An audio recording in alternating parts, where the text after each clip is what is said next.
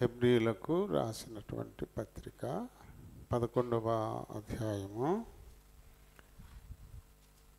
24 నుంచి 27వ వచనం వరకు మనందరం కలిసి చదువుకుందాం. మోషే పెద్దవాడైనప్పుడు విశ్వాసను బట్టి ఐగుప్తు ధనము కంటే క్రీస్తు విషయమైన నింద గొప్ప భాగ్యమని ఎంచుకొని అల్పకాలము పాపభోగము అనుభవించుట కంటే దేవుని ప్రజలతో శ్రమ అనుభవించుట మేలని యోచించి ఫరో కుమార్తె యొక్క కుమారుడని అనిపించుకొనుటకు ఒప్పుకొనలేదు. ఏలయనగా అతడు ప్రతిఫలముగా కలగబోవు బహుమానమందు దృష్టి ఉంచెను. విశ్వాసను బట్టి అతడు అదృశ్యుడైన వానిని చూచుచున్నట్టు స్థిరబుద్ధి గలవాడై రాజాగ్రహమునకు భయపడక ఐగుప్తును విడిచిపోయెను. దేవుడి పరిశుద్ధ వాక్యం దీంచునుగాక.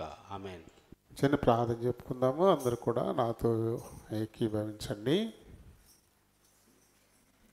ప్రేమ కలిగిన మా ప్రియ పరలోకపు తండ్రి, కనికర సంపన్నుడా, వందనాలు, స్తోత్రాలు. మీ కృప చొప్పున మా జీవితాలలో అనుగ్రహించిన మరొక పునరుత్థాన దినాన్ని బట్టి హృదయమార మిమ్మలను స్తుతిస్తూ ఘనపరుస్తున్నాం. ఇంతవరకు పాడి మీ నామాన్ని మహిమపరచాం. మీ లేఖనాలను ధ్యానించాలని ఆశపడుతున్నాం. గత కొన్ని వారాలుగా మా పితరుడును నీ దాసుడు నీ ఇల్లంతట్లోనూ నమ్మకమైన వాడు బహుసాత్వికుడైనటువంటి మోషేని గురించి మేము ధ్యానించడానికి మీరు చేసిన కృపను బట్టి వందనాలు, స్తోత్రాలు. నిశ్చితమైతే ఇది తన ద్వారా ఐగుప్తులో జరిగించినటువంటి అద్భుతాలను ధ్యానించాలని ఆశపడుతున్నాం.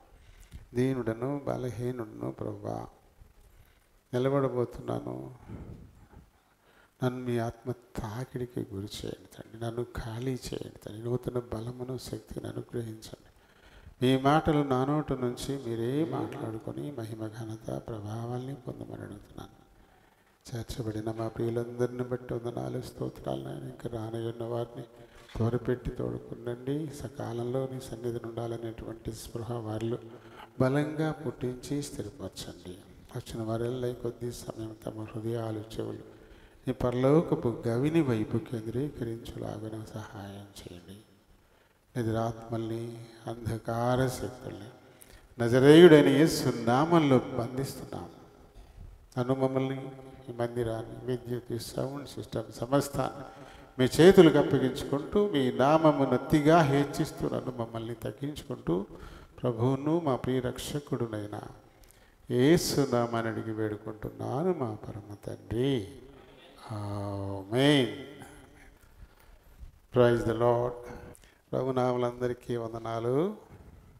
దేవుడు తన ఉచితమైన కృపను బట్టి మన జీవితాల్లో మరొక పునరుత్థాన దినం ప్రభు పాద సన్నిధిలో గడిపేందుకు మనకు అనుగ్రహించారు.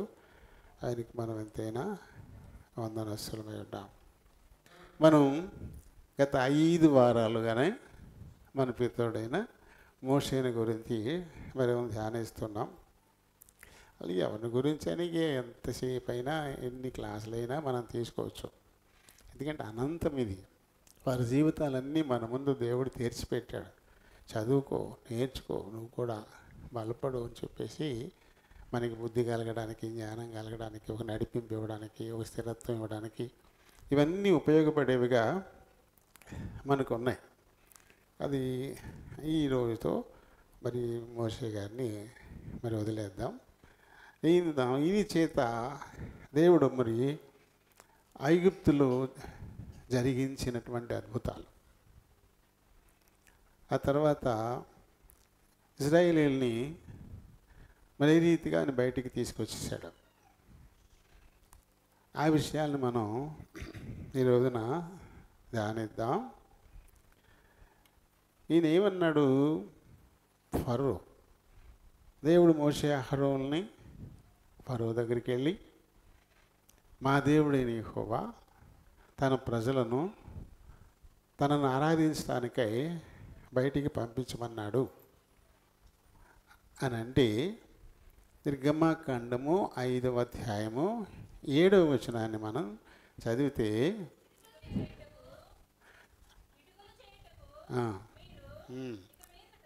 5:7 నేను అతని మాట విని ఇశ్రాయేలీయులను పోనిచ్చుటకు యెహోవా ఎవడు అని ఓ ప్రశ్న వేశాడు. ఈ ప్రశ్న చాలా అహంకారంతో నిండుకున్నటువంటి ప్రశ్న. పైగా ఆయన దేవుడనే సంగతి తనకి తెలియకపోవడం ఒకటి అవ్వచ్చు. ఎందుకంటే ఐగుప్తులో చాలా దేవతలు ఉన్నాయి, పురాతనమైనటువంటి దేవతలు. ఐగుప్తులో పురుష దేవుళ్ళు ఉన్నారు, స్త్రీ దేవతలు ఉన్నాయి. స్త్రీ పురుష రెండు కలిసి ఉన్న దేవతలు కూడా ఆయనకు ఉన్నాయి. కొన్ని మనం చూస్తే పురుష దేవతలు ఒక 25, స్త్రీ దేవతలు ఒక 25, తర్వాత రెండు కలిపి ఉన్నటువంటి దేవతలు కూడా ఒక 7 మనకు దొరికాయి. ఈ పేర్లు భలే ఉన్నాయి. ఒకటి అకిర్ అంట. అకిర్ అనేటువంటి దేవత భూమి మరియు క్షితిజ సమాంతర దేవుడు అంటది, భూ సంబంధమైనటువంటి దేవుడు అంటది అకిర్. అమున్ సృష్టికర్త దేవుడు. అన్హుర్ యుద్ధం మరియు వేట సంబంధమైన దేవుడు. అటెన్ పాలనకు సంబంధించినటువంటి దేవుడు అంట అటెన్. తర్వాత ఆటం సృష్టికర్త మరియు సౌర దేవత. వాళ్ళ దేవతల పేర్లు పురుష దేవతల పేర్లు అనమాట. బెన్ను ఈయన కూడా సృష్టికర్త మరియు సౌర దేవత సంబంధించిన దేవుడు. కానీ కొంగలా ఉంటుందంట ఈ దేవత. కొంగలాగా ఉంటుందంట దేవత. ఈయన ఒక దేవత. తర్వాత గెబ్ ఈయన భూమి దేవుడు. హ్యాపీ నైల్ నది యొక్క వ్యక్తిత్వం అంటే అదే దేవుడు. హారస్, అలాగే Khepri, Khnum, Khonsu, Maahes, Montu, Nefertem, Nemty, Neper, Osiris, ఫ్రా, Set, Shu, Sobek, Sopdu, Thoth, వాట్స్వెర్. ఈ దేవతల పేర్లు. ఇన్ని పురుష దేవతలు అంట. ఇన్ని దేవతలు నాకు తెలుసు వరకు. ఈ యెహోవా ఎవడు? యెహోవా దేవుడా? యెహోవాని ఇప్పుడు నేను వినలేదని అంత గర్వంగా మాట్లాడు. స్త్రీ దేవతలు ఉన్నాయి. అమునెట్, అనుకేత్, బస్టేట్, గబ్బిలం కూడా దేవత వాళ్ళకి. ఐగుప్తీయుల దేవతనంట. హథోర్, హట్మెహిత్, హెకెట్, హెసత్, ఇమిటెంటెట్, ఐసిస్, మాత్, మెన్హిత్, మఠం, నీత, నెక్భేట్, నెఫ్తీస్, నేపిట్, నట్, షాజెత్, తర్వాత నెనుటెట్, సటెట్, సక్మెట్, టెఫ్నట్, వార్జిట్, ఓజ్రెట్. ఇవన్నీ స్త్రీ దేవతలంట. అవి ఒక 25 ఉన్నాయి. 2 కలిపి ఉండేటువంటి దేవతలు కూడా ఉన్నాయి ఆయనకి. ఇది అనుబిట్, హ్యాపీ అనేది ఇందాక పురుష దేవతలు కూడా వచ్చింది. ఇక్కడ కూడా 2 కలిసి ఉంటాయండి. హ్యాపీ, హెహ్, కేక్, ను లేదా నన్, రా లేదా రే, టాటెనెన్. ఇవన్నీ స్త్రీ పురుషులు కలిసి ఉండేటువంటి దేవతలు. నాకు తెలిసి దాదాపుగా 57 దేవతలు మాకున్నాయి. నువ్వు ఈ కొత్త దేవుడు ఏదో చెప్తున్నావండి, ఆయన ఎవడో నాకు అసలు తెలియదు. ఆయన మాట విని నేను పంపించేయడానికి అసలు యెహోవా ఎవడో, యెహోవా ఎవడు, హూ ఇస్ యెహోవా అని చెప్పేసి క్వశ్చన్ వేశాడు. దాంతో దేవునికి చాలా కోపం వచ్చేసింది. నన్నే సృష్టికర్త అయినా నన్నే ఎవడని అడుగుతాడా?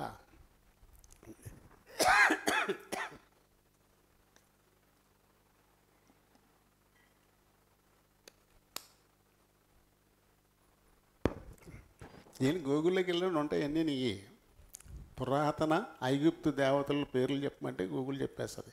ఎక్కడి నుంచో తేలేదు, గూగుల్లో చూసి రాశాను. అందులో ఇచ్చాడు. ఇవన్నీ నా దేవతలు, ఇవన్నీ నాకు తెలుసు. కానీ ఎవరు? యెహోవా. యెహోవా ఎవడు? అసలు అతని మాట విని నేను వీళ్ళందరినీ పంపించడానికి అని చాలా పరుషంగా మాట్లాడాడు ఫరో. దాంతో దేవునికి కోపం వచ్చింది. ఈ చేతులతో నువ్వు పెట్టుకున్నటువంటి దేవుళ్ళని దేవతల్ని నమ్మి సృష్టికర్త అయిన నన్ను ఎవరిని ప్రశ్నిస్తున్నావా? సరే, నువ్వు పెట్టుకున్న దేవతలన్నిటికీ నేను తీర్పు తీరుస్తా, ఇవేవైనా నా ముందు నిలబడతాయేమో. 12వ అధ్యాయము 12వ వచనంలో చూడు ఏమంటాడు ఆయన. ఆ రాత్రి నేను ఐగుప్తు దేశమందు సంచరించి, ఐగుప్తు దేశమందుల మనుషుల్లోని జంతువుల్లోనే కానీ తొలి సంతతి అంతయు హతము చేసి ఐగుప్తు దేవతలకు నేను తీర్పు తీరుస్తాను. ఎవరు దేవుళ్ళు దేవతలు అని చెప్పేసి నమ్మి జీవము గల దేవుడినైనా నన్ను ఎవడు అని అడుగుతాడా? కాబట్టి తను దేవతలు అన్నాయట, అన్నిటికీ నేను తీర్పు తీరుస్తాను. వేటిని దేవతలు అంటున్నాడో వాటిని తెగుళ్ళుగా చేసి వాడి మీదకి పంపిస్తాను. వాడి దేవతలు ఆయన కాపాడతాయేమో. ఇంకా ఏంటంటే దేవుడు తన అద్భుతాలన్నీ అక్కడ జరిగించాలి. మనిషి ఏ పాటోడు? దేవుడు కొడితే ఒక్క దెబ్బకే బాబోయ్ అంటాడు. అలాగే ఫరో కూడా సామాన్యమైన మానవుడే, తను కూడా బాబోయ్ అంటాడు ఒక్క దెబ్బతో. కానీ ఒక్క దెబ్బతో బాబు అంటే మరి ఎన్నో అద్భుతాలు ఎలా చేస్తారు? ఓ దెబ్బ కొట్టేసరికి నిజం చెప్పేశాడు అనుకోండి, ఇంకా కొట్టాల్సిన అవసరం ఏమైనా ఉందా? ఎక్కువ దెబ్బలు కొట్టాలంటే అది నిజం చెప్పుకొని ఉండాలి, అంతే కదా. అందుకని 9వ అధ్యాయము 15వ వచనంలో భూమి మీద నుండకుండా నీవు నశించిపోవునట్లు నేను నా చెయ్యి చాపి ఉంటేనేని నిన్నును నీ జనులను తెగులతో కొట్టివేసి ఉందును. ఒక్క దెబ్బ చాలు, నువ్వు నీ జనము ఒక్క తెగులతో స్మాష్. కానీ ఎందుకు అలా చేయలే నేను అంటే, చదువు, నా బలమును నీకు చూపునట్లు భూలోకమంతటా నా నామమును ప్రచురము చేయడం కోసమును ఇందుకే నిన్ను నియమించాను, ఒక సాధనం చేశాను. ఇప్పుడు నీ మీద ఇలాంటి తెగుళ్ళన్నీ నేను చూపించటం ద్వారా భూలోకమందున్న ప్రజలందరికీ నేనేమిటో నా బలమేమిటో నేను తెలియపరచాలి. దానికోసమే నేను నిన్ను ఏర్పాటు చేశాను, నేను నియమించుకున్నాను నేను నీ ద్వారానే. లేకపోతే నువ్వెంత, నీ జనమెంత, ఒక్క తెగులుతోనే భూమి మీద నుంచి నిన్ను తుడిచివేయగలను. కాబట్టి ఇన్ని తెగుళ్ళు ఎందుకంట? ఏది ఒట్టినే చేయడు దేవుడు ఎప్పుడు కూడా. ఇన్ని తెగుళ్ళు ఎందుకు ఇచ్చాడు? ఇప్పుడు ఇశ్రాయేలీయులు ఐగుప్తు నుంచి బయటకు వచ్చేస్తారు. వాళ్ళు పాలు తేనెలు ప్రవహించు కానాను దేశం వరకు ప్రయాణం చేయాలి. ఒక్కరా ఇద్దరాళ్ళు? 1/2 కోటి మంది జనం ఉంటారు, కోట్ల కొలది పశువులు ఉంటాయి. ఇవన్నీ కలిపి నడుచుకుంటూ వెళ్తుంటే ఎలా ఉంటుంది అంటారు అసలు? ఏ ఊరు చూసినా గజగజ వణికిపోద్దారు, బాబు వీళ్ళు మా మీదకి వస్తే మేము స్మాష్ అయిపోతామని చెప్పేసి. కాబట్టి సరిహద్దుల్లోనే కాసేసి మరి ఇటు వెళ్ళడానికి లేదు అని అడ్డుకుంటారు. అలా అడ్డుకోకుండా ఉండాలంటే వీరి దేవుడు ఆయన బల ప్రభావాలు అందరికీ వెల్లడి కావాలి. వీరి పక్షాన దేవుడు చేసినటువంటి అద్భుతాలన్నీ కూడా వెల్లడైనప్పుడు వారిని అడ్డుకోవడానికి భయపడిపోతారు. చూడండి, ప్రెసిడెంట్ గారి మనిషి, ఆయన జోలికి వెళ్తారు ఎవరన్నా? ఎవరు బాబు ఇక్కడ ప్రెసిడెంట్ గారి మనుషులు, అలాగే ఎమ్మెల్యే గారి మనుషులు, ఎమ్మెల్యే అని స్టిక్కర్ అంటించిన కారు ఆపుతుంటే పోలీసు ఆపుతాడా? పోలీసు? బాబు ఇది ఎమ్మెల్యే గారి కారు అని చెప్పేసి అస్సలు మెదలకంటే గప్ చెప్పుకో కూర్చుంటాడు అంతా. ఎందుకంటే భయం. ఆయన ఎమ్మెల్యే గారంటే భయం, ఓ ప్రెసిడెంట్ గారంటే భయం. అలాగే యెహోవా దేవుడు ఇశ్రాయేలీయుల పక్షాన ఐగుప్తులో చేసినటువంటి అద్భుతాలన్నీ కూడా వెల్లడైనప్పుడు ఇక భయపడిపోతారు. వారిని అడ్డుకోవడానికి ఎవరు ముందుకు రారు. నమస్కారం పెట్టి బాబు వెళ్ళిపోండి, వెళ్ళిపోండి బాబు అంటారు, అంతే. అలాంటి ఒక భయాన్ని అందరికీ కల్పించటం కోసమే ఇన్ని అద్భుతాలు ఐగుప్తులు ఆయన చేయాల్సిన అవసరత వచ్చింది. లేకపోతే ఒక్క దెబ్బతోటి తీసుకెళ్ళిపో బాబు నీ జనాన్ని, తీసుకెళ్ళిపో బాబు అని. మరి ఇంత కఠినంగా ఉండడానికి కారణం ఏంటి? కేవలం మరి ఐగుప్తు మీద ఇన్ని అద్భుతాలు చేయడానికి కారణం ఏంటంటే యెహోవా ఎవడు అని ప్రశ్నించాడు.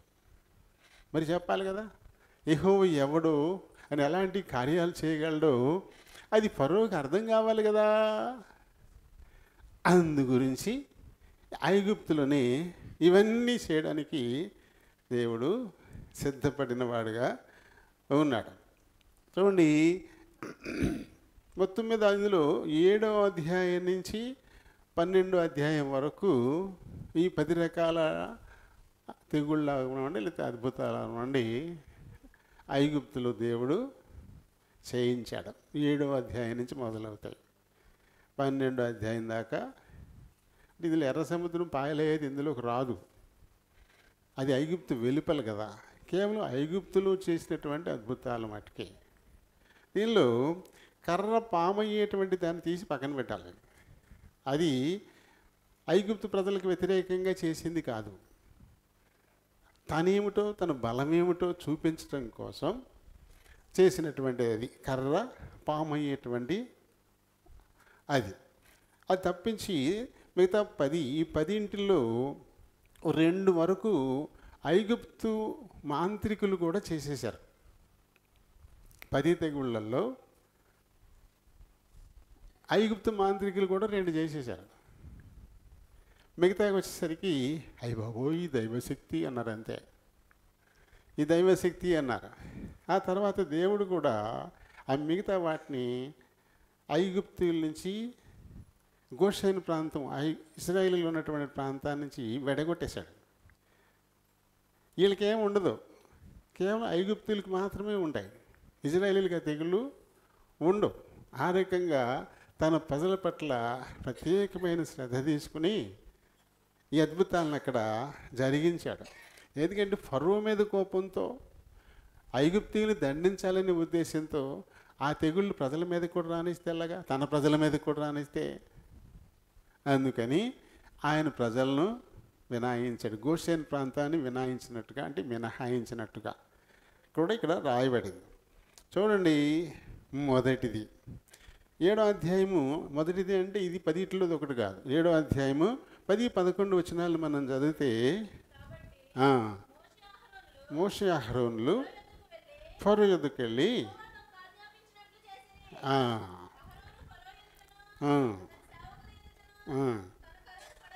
తన కర్రను పడవేయగానే, అంటే నీ శక్తి ఏమిటో చూపించు అని ఫరో అడుగుతాడు నిన్ను.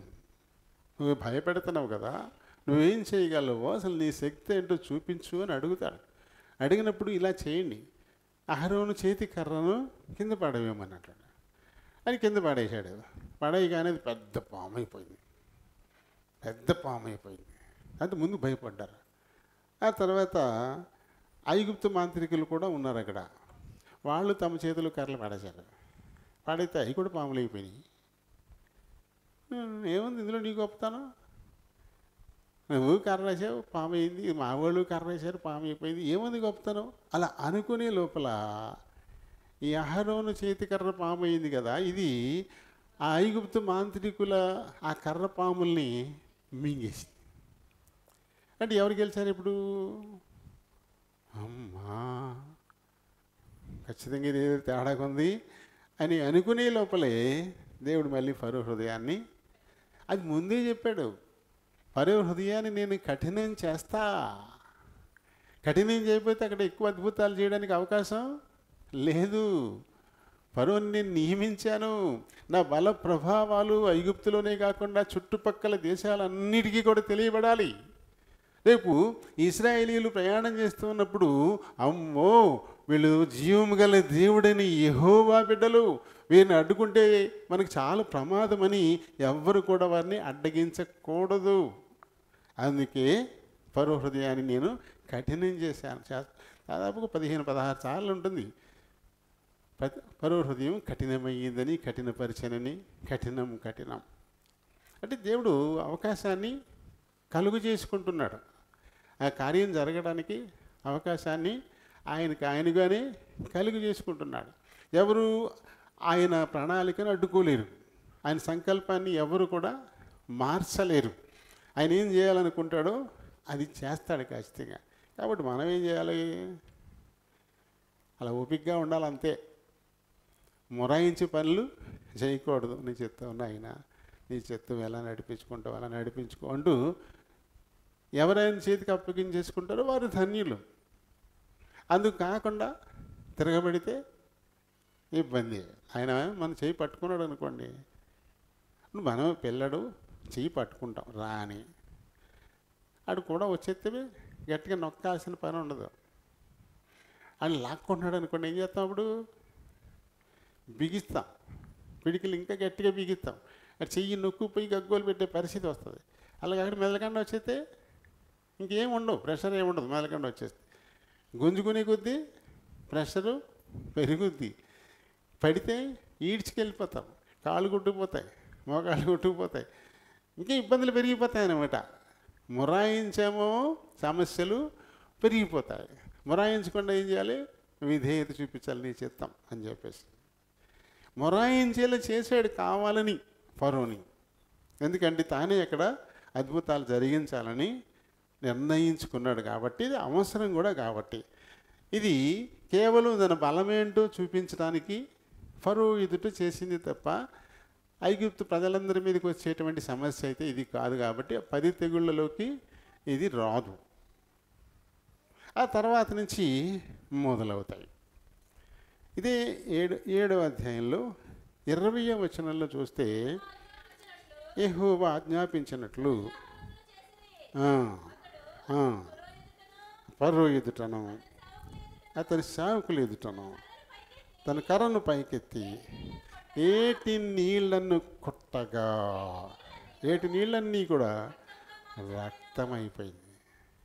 మొత్తం నీళ్ళన్నీ రక్తమైపోయినాయి.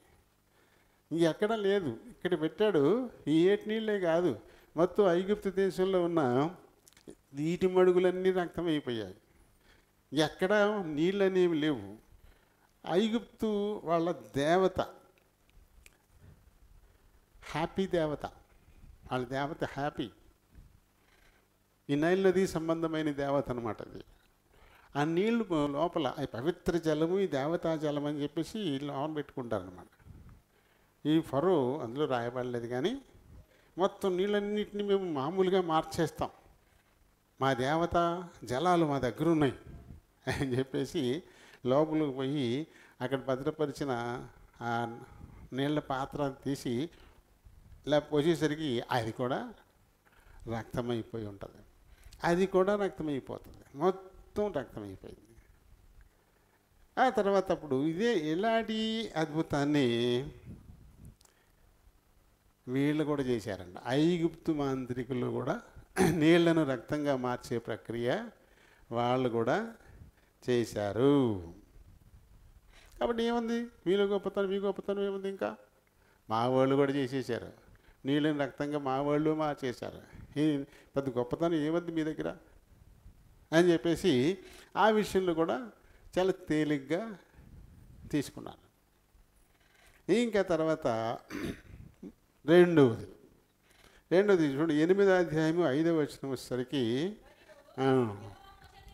ఇట్లా నేను చూచి ఈ కర్ర పట్టుకుని నీటి పాయల మీద, కాలువల మీద, చెరువుల మీద ఈ చెయ్యి చాపి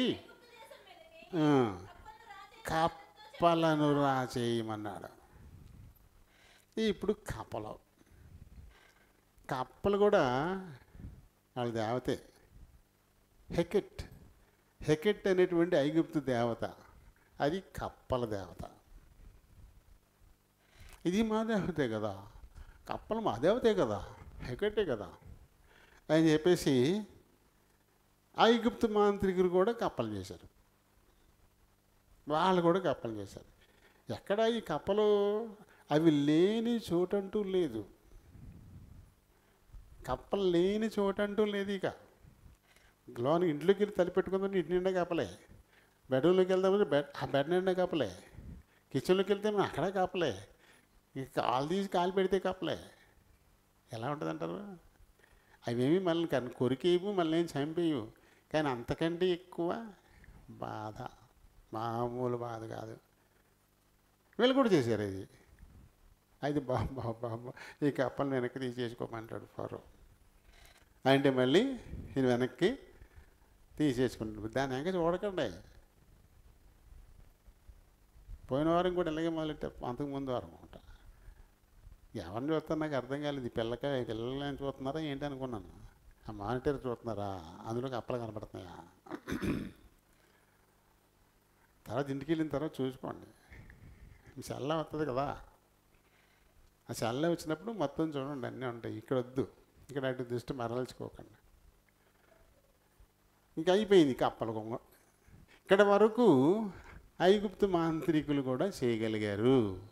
కర్రలను పాములు చేశారు, నీళ్ళను రక్తంగా మార్చారు, కప్పలను కూడా సృష్టించారు.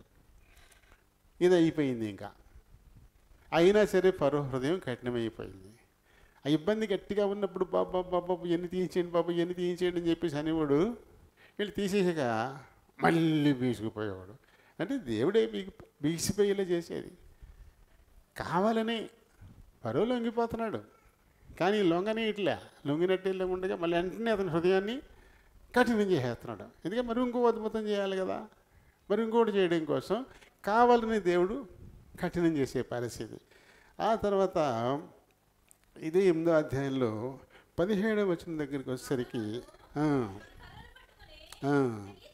చెయ్యి చాపి ఆ దేశపు ధూళి, భూ సంబంధమైన దేవత, ఇది భూ సంబంధమైన దేవత అనమాట. ఇది అకేర్ అంట, అకేర్. ఇది భూమి సంబంధమైన దేవత. దాన్ని పూజ చేస్తారు. కాబట్టి ఇప్పుడు ఆ నేల ధూళిని కొట్టేసరికి అది అలా పైకి లేచి మొత్తం పేలైపోయినాయి అంట. మొత్తం పేలిక మనుషులు, పశువులు అయ్యే లేదు, అందరి మీద పేలికి కనపడద్దా? ఇంత ఉంటుంది.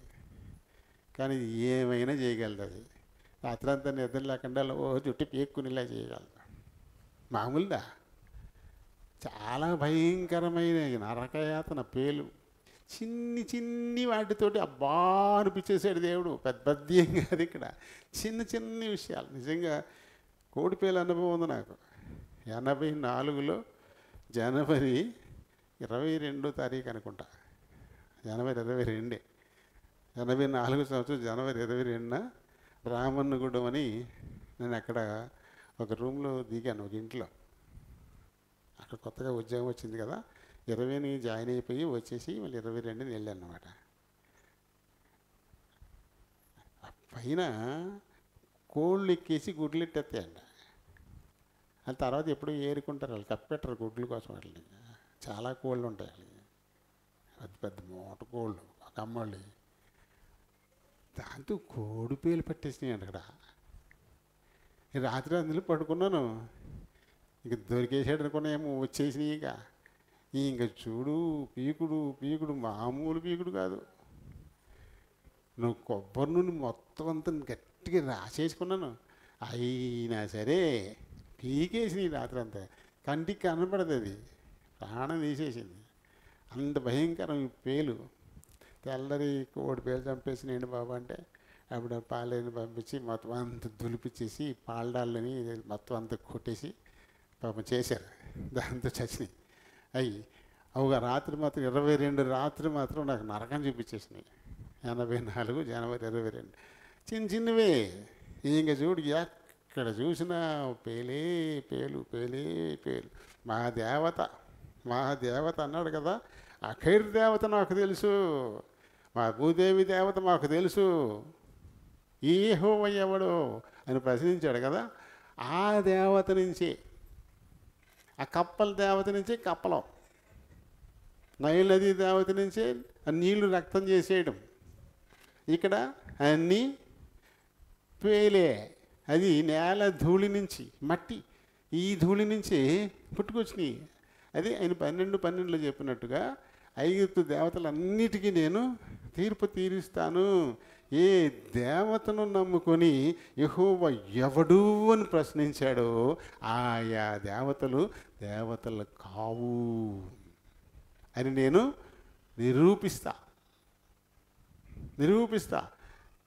కాబట్టి ఇప్పుడు వాళ్ళు మరి భూమిని ఏడుకోవాలి కదా, బాబు ఈ పేలన్నీ తీసేయమని.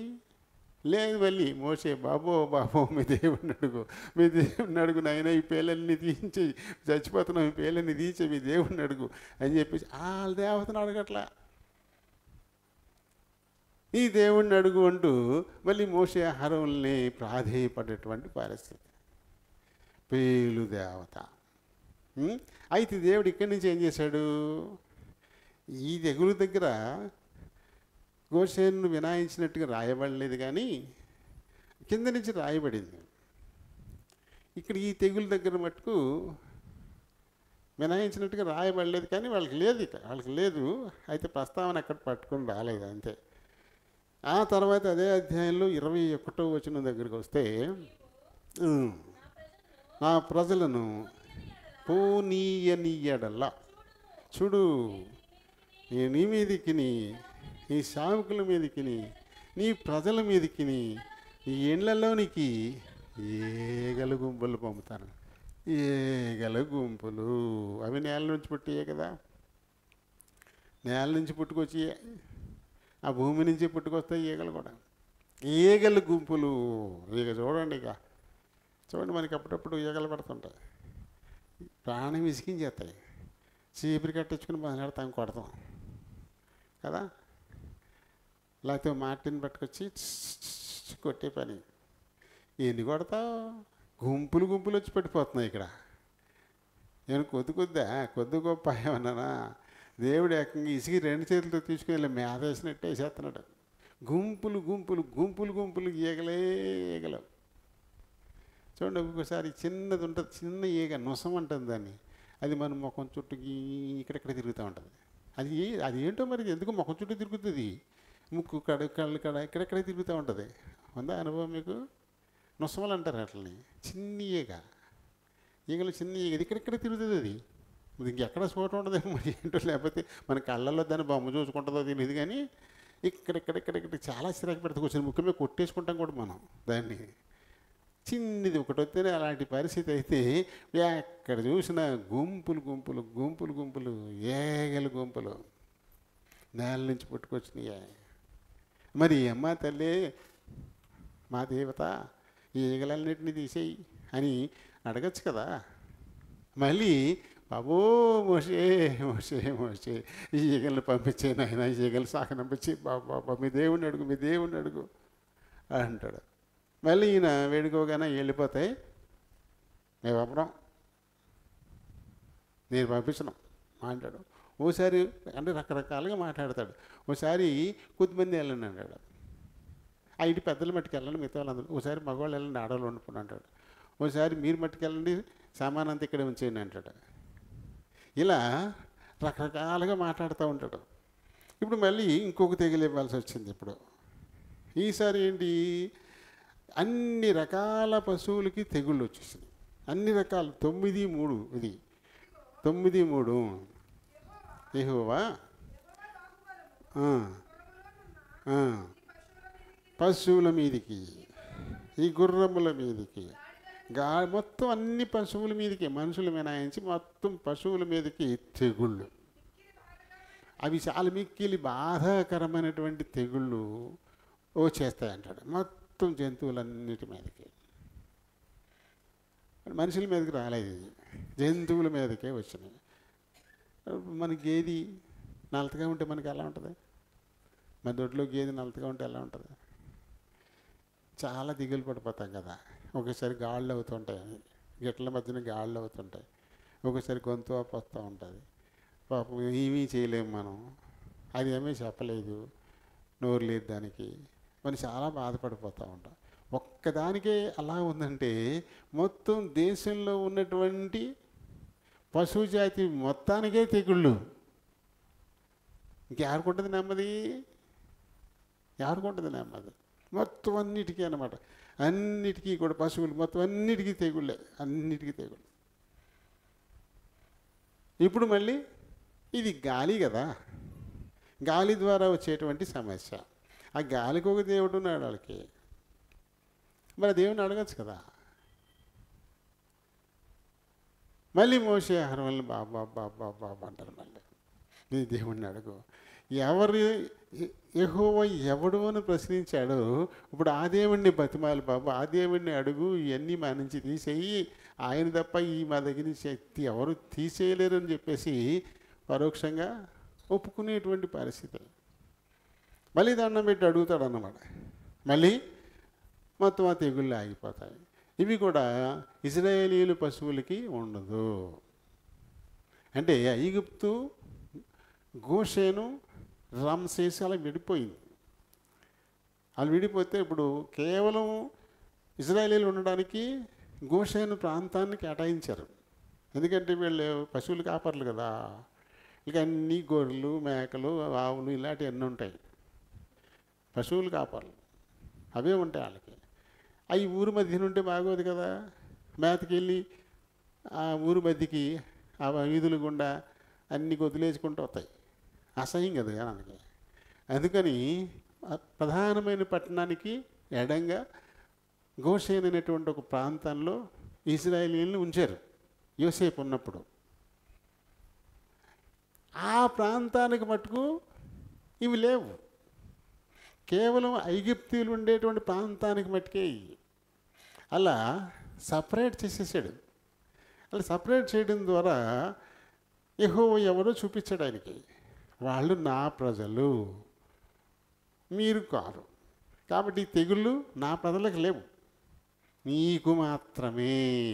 ఈ రకంగా విడగొట్టి మరీ బాధించడానికి చాలినటువంటి దేవుణ్ణి నేను. నా వారిని కాపాడుకోగలను, నా వారు కాని వారిని నేను బాధించగలను అనేటువంటిది అక్కడ సాక్ష్యం వేయడం కోసం విడగొట్టేశాడు అనమాట. ఈయన తెగుళ్ళ తర్వాత 9వ అధ్యాయంలోని 8వ వచనం దగ్గరికి వచ్చేసరికి ఇక్కడ పొక్కులు, దద్దుర్లు.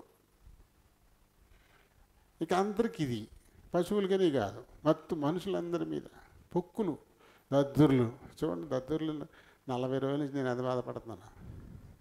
ఈ దద్దుర్లు బాధే కదా. ఎప్పుడు జనవరి 22 మొదలెట్టినాయి, జనవరి 22 నుంచి మొదలెట్టినాయి. ఎప్పటి నుంచి ఈ దద్దుర్లే. ఈ దద్దుర్ల బాధ ఎలా ఉంటుందో మరి కొంతమందికి అనుభవం అయి ఉంటుంది, కొంతమందికి తెలిసి ఉండదు. దద్దురంటే ఉబ్బు ఊరుకోదు, అది అక్కడ దురద మొదలెడుతుంది. ఆ దురద మొదలెడితే గోగితే పుండెడిపోద్ది. ఇంకెలా ఉంటుందో చూడండి, సమస్యలు పెరిగిపోతూ ఉంటాయి, పెరిగిపోతూ ఉంటాయి. అందరికీ దద్దుర్లు, పొక్కులు. ఇది గాలిదేవుడు షూ అనేటువంటి దేవుడు అనమాట వాళ్ళకి. షూ అనే పేరు, ఆ పేరు, అది గాలిదేవుడు. అది ఆ గాలి ద్వారానే ఇప్పుడు ఇవి చేసినాయి. ఇప్పుడు గాలి తెగుళ్ళు, పశువుల మీదకి వచ్చిన తెగుళ్ళు గాలి. అలాగే ఇప్పుడు ఈ పొక్కులు, దద్దుర్లు ఇవి కూడా ఈ గాలి వల్లే అంటాం కదా.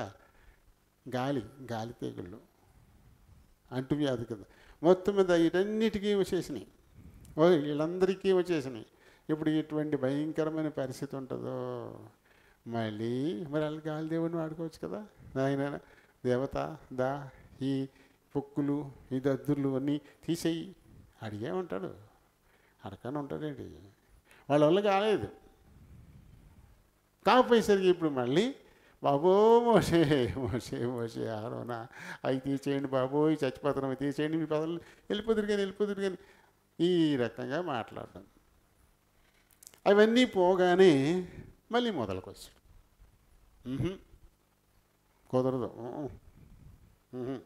ఎందుకంటే వీళ్ళ ఇళ్ళల్లో పనిచేసే వాళ్ళే, ప్రతి ఇంట్లోనూ ఏ పనున్నా చేసేది వాళ్ళే, బానేసర్లు కదా. కాబట్టి వీళ్ళందరూ వెళ్ళిపోతే ఎలాగా, వాళ్ళకి ఎవరు పని చేసి పెడతారు? కాబట్టి వదలడానికి ఇష్టం లేదు. వాళ్ళకి ఇటుకలు చేసేవాళ్ళు వాళ్ళే. మరి కన్స్ట్రక్షన్ కట్టడం కోసం ఇటుకలు వాళ్ళే తయారు చేయాలి. మొదటిసారి ఏమైంది, ముందు అడిగేసరికల్లా మీరు సోమరిపోతులు, మీరు బద్ధకస్తులు, పని చేయడానికి మీకు ఇష్టం లేక ఇలా మాట్లాడుతున్నారు. అరే ఇలా గడ్డి ఇవ్వకండి, అసలు గడ్డి కూడా ఇలా తెచ్చుకోవాలా, మట్టి ఇలా పిసుక్కుని ఇటుకలు ఇలా చేసుకుని గడ్డి కూడా ఇలా పోగేసుకుని ఇటుకలు కాల్చి మనకి లెక్కప్ప చెప్పాలా. ముందుకు గడ్డి ఇచ్చిపోడు. ఇలా అడిగారని గడ్డి కూడా ఇవ్వడం మానేశాడు.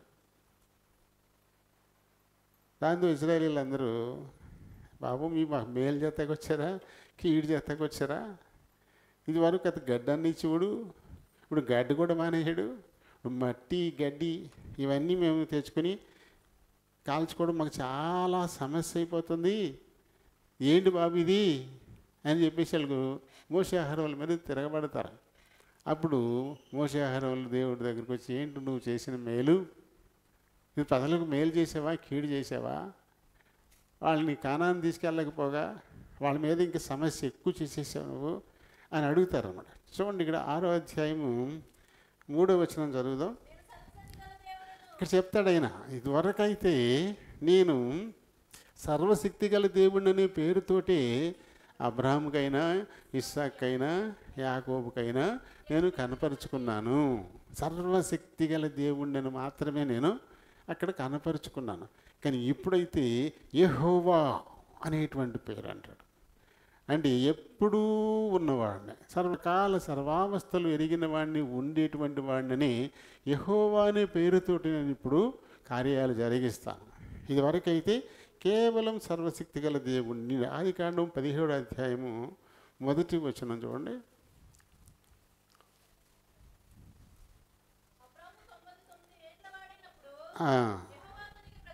యెహోవా అతనికి ప్రత్యక్షమై, అది అంతే. ఇదివరకు నేను సర్వశక్తి గల దేవుడిని మాత్రమే వాళ్ళకి నేను పరిచయం చేసుకున్నాను, అబ్రహాముకు కానీ ఇస్సాకు కానీ యాకోబుకు కానీ. కానీ ఇప్పుడైతే ఆ పేరు కాకుండా యెహోవా సర్వకాల సర్వావస్థల్లోనూ ఉండేవాడు అనేటువంటి పేరుతో నేను ఇప్పుడు కార్యాలు జరిగిస్తాను. మీరేమీ కంగారు పడాల్సినటువంటి అవసరత లేదు. నేను తప్పకుండా మీరందరినీ వెలుపలికి తీసుకొచ్చేటువంటి బాధ్యత నాది. ఈసారి వెళ్ళి ఇలా చేయని అప్పుడు ధైర్యం చెప్పి అప్పుడు పంపించాడనమాట. ఇప్పుడు ఈ పొక్కులు దద్దుర్లు కూడా వదిలిపోయింది. తర్వాత మళ్ళీ బండబారిపోయాడు, మళ్ళీ కఠినమైపోయింది అతను హృదయం. ఈసారి మళ్ళీ ఏం చేయాల్సి వచ్చింది, 9వ అధ్యాయము 18వ వచనం దగ్గరికి వస్తే ఇక్కడ వడగండ్లు వచ్చి పడిపోయినాయి. ఇక్కడ ఈ ఆకాశం, దీనికి సంబంధించినటువంటి దేవత హదోర్ అనేటువంటి దేవత ఉంది వాళ్ళకి. ఇప్పుడు వడగండ్లు అంటే ఎక్కడి నుంచి పడతాయి? ఆకాశం నుంచే కదా, పైనుంచే పడాలి. దీనికి సంబంధించిన దేవత అంటది. అందుకని ఈ వడగళ్ళు పడేశాడు. వడగళ్ళు అంటే చిన్న చేతిగా కాదు, మనకి కూడా అప్పుడప్పుడు ఒక్కోసారి పడతా ఉన్నాయి. ఇంతంత కూడా పడి కారద్దాలు పగిలిపోయి చొట్లాడిపోయి మనం టీవీలో పేపర్లో కూడా చూస్తుంటాం. ఇంతంత పెద్ద పడతాయి అన్నమాట. ముందే ప్రకటించారు ఇలా వడగళ్ళు పడతాయి అంటే కొంచెం జాగ్రత్త. వారి పశువుల్ని జాగ్రత్త చేసుకుని ఎవరు బయట తిరగకుండా లోపల ఉన్నవాళ్ళు అంటే ఈ మాటను నమ్మి దానికి విధేయత చూపించి జాగ్రత్త పరుచుకున్న వాళ్ళు ఐగుప్తీలైనా సరే వాళ్ళు పశువులకి ఏం కాలేదు, వాళ్ళకి ఏం కాలేదు. ఏం చెప్పేది ఏంటి అని ఎవరు నిర్లక్ష్యంగా ఉంటారో వాళ్ళు పశువులు బయట ఉండి ఈ వడగాళ్ళ దెబ్బకి చచ్చిపోయినాయి. ఈ సైజు పడుతుంటే ఏది ఆగుతుంది? మనుషులు ఉండేవాళ్ళు కూడా వాళ్ళు కూడా చచ్చిపోయిన పరిస్థితి అయిపోయింది. ఇది ఐగుప్తు దేవతకు విరుద్ధంగా మళ్ళీ ఇది తీర్పే. ఇప్పుడు మళ్ళీ బాబోయ్ మీకు నమస్కారం, నాయన మీ దేవుని అడుగు, బాబోయ్ మీ దేవుని అడుగు అని చెప్పేసి మళ్ళీ గోల మళ్ళీ మోసే అడగడం, వడగళ్ళు ఆగిపోవడం, దాంతో మళ్ళీ బీసుకుపోవడం. పొరవ మేము పంపడం, మళ్ళీ బీసుకుపోవడం,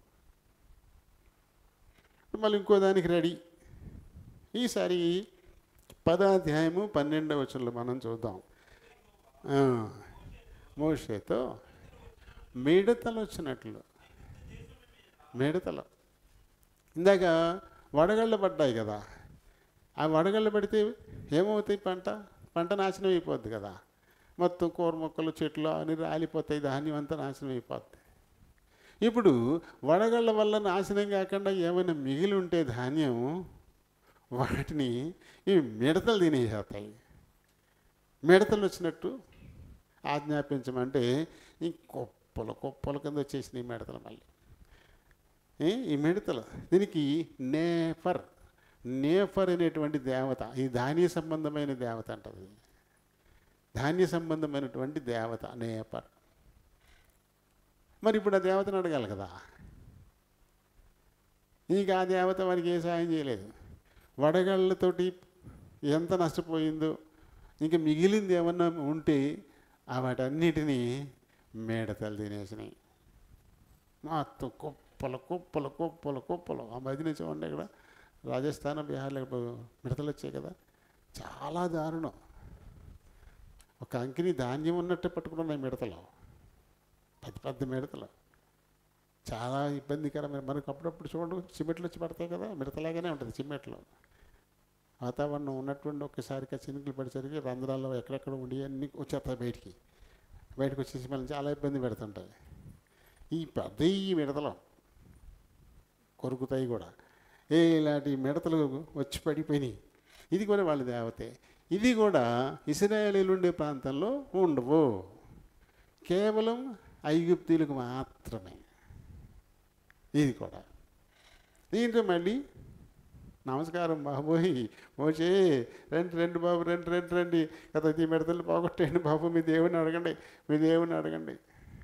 మళ్ళీ మోషే మళ్ళీ దేవుని అడగడం, మళ్ళీ మిడతలు అన్నీ పోవడం, మళ్ళీ అన్నీ బీసుకుపోవడం. నేను పంపను, మీ పశువులకు మందలన్నీ ఇక్కడ వదిలిపెట్టేసి మీరు మట్టికి వెళ్ళేయండి అంటాడు మళ్ళీ. అంటే ఇప్పుడు మళ్ళీ ఇంకొక తీగలు రావాల్సి వచ్చింది. అప్పుడు ఇంకొక తీగలు, ఇది 10వ అధ్యాయంలోనే 21వ వచనం. ఆకాశం వైపు నీ చెయ్యి చాపు, ఐగుప్తు దేశం మీద చీకటి చేతికి తెలియనంత చిక్కని, అంటే గాఢాంధకారం కమ్మేటట్లుగా నువ్వు ఆకాశం వైపు నువ్వు చేయి పెట్టమనేసరికల్లా ఇప్పుడు గాఢాంధకారం వచ్చేసింది. ఇది కూడా సౌరదేవుడు కేఫ్రీ అనేటువంటి దేవత, సూర్యుడికి సంబంధించిన దేవత సౌరదేవుడు అన్నమాట, కేఫ్రీ. ఇంకా రా లేదా రే అని చెప్పేసి, ఇంకా కెక్ అనేటువంటి, ఇవన్నీ ఆకాశము, సౌరమండలం, వీటికి సంబంధించినటువంటి దేవుళ్ళు అన్నమాట వీళ్ళకి. మరి ఇప్పుడు ఈ దేవుళ్ళని అడగచ్చు కదా, ఎలా అయిందంటే మొత్తం గాఢాంధకారం, చీకటి వేరు గాఢాంధకారం వేరు. తెలుసా తేడా? మీకు తేడా తెలుసా? మనకు రాత్రి కరెంటు పోయిందనుకోండి, రాత్రి అయినా మనం తిరుగుతాం, మరి దీన్ని గుద్దుకునే అంత చీకటి ఏమీ అనిపించదు. అది చీకటి. అది 2 కళ్ళు గట్టిగా మూసేసుకుని నడవండి, 2 కళ్ళు గట్టిగా మూసేసుకుంటే అది గాఢాంధకారం. వీళ్ళ పరిస్థితి 3 రోజుల పాటు గాఢాంధకారం. అది కేవలం మళ్ళీ ఐగుప్తీయులు ఉన్న ప్రాంతం మట్టుకే. మళ్ళీ గోషేన్ ప్రాంతం రాత్రి పగలు మామూలే, వాళ్ళకి ఏ తేడా లేదు. కేవలం వీళ్ళుండే ప్రాంతానికి మట్టుకే గాఢాంధకారం అన్నమాట, చిక్కని చీకటి. ట్రై చేయండి, కళ్ళు గట్టిగా మూసుకుని నడితే, కళ్ళు 2 గట్టిగా మూసేసుకుని నడిచే ప్రయత్నం చేయండి, ఎలా ఉంటుందో. ఇలాంటి తెగులు ఇది 9వది. భయంకరమైనటువంటి చీకటి 3 రోజులు. చూడండి, ఒక్కసేపు కరెంటు పోతేనే మన పరిస్థితి ఎలా ఉంటుందో. కొంచెం కాసేపు కరెంటు పోయిందంటే కొనుక్కొని మా ఇదాది ప్రభుత్వాన్ని తిట్టుకుంటారు, కరెంటు వాళ్ళని తిట్టుకుంటాం, వాళ్ళని తిట్టే వీళ్ళని తిట్టే. ఇంక పక్కింట్లో కరెంటు దొరికి అప్పుడు ఇంకా భయంకరం మన ఇంట్లో పోతే కదా. అలాంటిది 3 రోజుల పాటు అంధకారం. ఇంకా అసలు జనాలు ఏం చేస్తారు అసలు? ఎంత నరకమో చూడండి. ఈ భయంకరమైన తెగులుతో వాళ్ళ దేవతలకు వ్యతిరేకంగా తీర్పు తీర్చేశాడు. మళ్ళీ బాబోయ్ మోషే, మీకు నమస్కారం బాబు, మీ దేవుణ్ణి అడుగు, మీ దేవుణ్ణి అడుగు, అలాగే వెళ్ళిపోదురు కానిలే, మీ దేవుణ్ణి అడుగు అంటూ కాళ్ళ బేరానికి మళ్ళీ వచ్చేసాడు. మళ్ళీ వచ్చేస్తే వీడు మళ్ళీ దేవుణ్ణి అడగడం, మళ్ళీ పరిస్థితులన్నీ మామూలు అయిపోయేసరికల్లా నేను అక్కడ పంపుతాను, నీ పాపను అని మళ్ళీ బీసుకుపోయాడు. మళ్ళీ బీసుకుపోతే ఇప్పుడు చెప్తాడు గట్టిగా. ఇది ఆల్రెడీ ముందే చెప్పించాడు, ముందే ఒకసారి చెప్పించేశాడు. ఇది ఐగుప్తు తొలుచూలును చంపుతానని హెచ్చరించు అని. నువ్వు కనుక నా ప్రజలను పంపించకపోతే ఐగుప్తు తొలుచూలును నేను చంపేస్తాను. చూడండి 22 నుంచి నన్ను సేవించినట్లు నా కుమారుని పోనిమ్మని నీకు ఆజ్ఞాపించుచున్నాను. పంపనోళ్ళని ఎడల ఇదిగో నేను నీ కుమారుని, నీ జ్యేష్ఠపుత్రుని నేను చంపేస్తాను చెప్పు అన్నాడు. ఇది ముందే హెచ్చరించాడు. నువ్వు కనుక పంపించకపోతే నీ జ్యేష్ఠ కుమారుణ్ణి చంపుతా. ఎందుకంటే ఇశ్రాయేలు నా జ్యేష్ఠ కుమారుడు, పంపించేసేయి. లేదా దాంతో నీ గట్టిగా కోపం వచ్చినట్టు దీనికి.